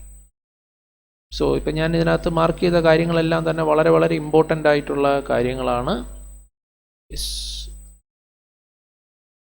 So with this we are coming in to the conclusion of the amendments for the CMA, അതുപോലെ തന്നെ CACS ഇൻ്റർമീഡിയറ്റ്, ഫൈനൽ ലെവൽ പിന്നെ നമ്മൾ ഈ അവസാനം പഠിച്ച ഏരിയ നിങ്ങൾക്ക് ഇൻ്റർമീഡിയറ്റ് ലെവലിൽ ചോദിക്കത്തില്ല. ഇൻ്റർമീഡിയറ്റ് ഞാൻ പറഞ്ഞു ഏതുവരെയാണ് ഇൻ്റർമീഡിയറ്റ് ലെവലിൽ ആപ്ലിക്കബിൾ ആവുക എന്നുള്ളത്. അത്രയും ഏരിയ നമ്മൾ നിർബന്ധമായും പഠിച്ചിരുന്നേ പറ്റത്തുള്ളൂ ഇൻ്റർ ലെവലിൽ. ബാക്കി എല്ലാ ഏരിയ നമ്മൾ ഫൈനൽ ലെവലിലാണ് നമ്മൾ കണ്ടിരുന്നത്. So anyway all the very best. നന്നായിട്ട് എക്സാമിനേഷന് വേണ്ടിയിട്ട് പ്രിപ്പയർ ചെയ്യുക, കാര്യമായി തന്നെ പഠിക്കുക. ഞാൻ ആദ്യമേ പറഞ്ഞായിരുന്നു ഈ ഒരു പേപ്പർ അമെൻമെൻറ്റ് നന്നായിട്ട് പഠിച്ചിട്ടുണ്ടെങ്കിൽ തന്നെ നമുക്ക് ഒരുപാട് ക്വസ്റ്റ്യൻസ് നമുക്ക് ഈ ഏരിയയിൽ നിന്ന് നമുക്ക് ചോദിക്കാറുണ്ട്. സോ അതുകൊണ്ട് യെസ്, നമ്മൾ അത് മനസ്സിലാക്കിയിരിക്കുന്ന വളരെ വലിയൊരു കാര്യം തന്നെയാണ്. പഠിച്ചിട്ട് പോയാൽ നമുക്ക് ഉറപ്പായിട്ടും അത് മാർക്ക് സ്കോർ ചെയ്യാനായിട്ട് പറ്റും. എക്സാമിന് മുമ്പ് നിങ്ങൾ ഈ വീഡിയോ കൂടി നിങ്ങളൊന്ന് കണ്ടിട്ട് പോവാം. ഓക്കെ, അപ്പോൾ നിങ്ങൾക്ക് കൂടുതൽ ഇൻസൈറ്റ് അതിൽ നിന്ന് കിട്ടും, നിങ്ങൾക്ക് നന്നായിട്ട് എക്സാം അറ്റൻഡ് ചെയ്യാനും പറ്റും.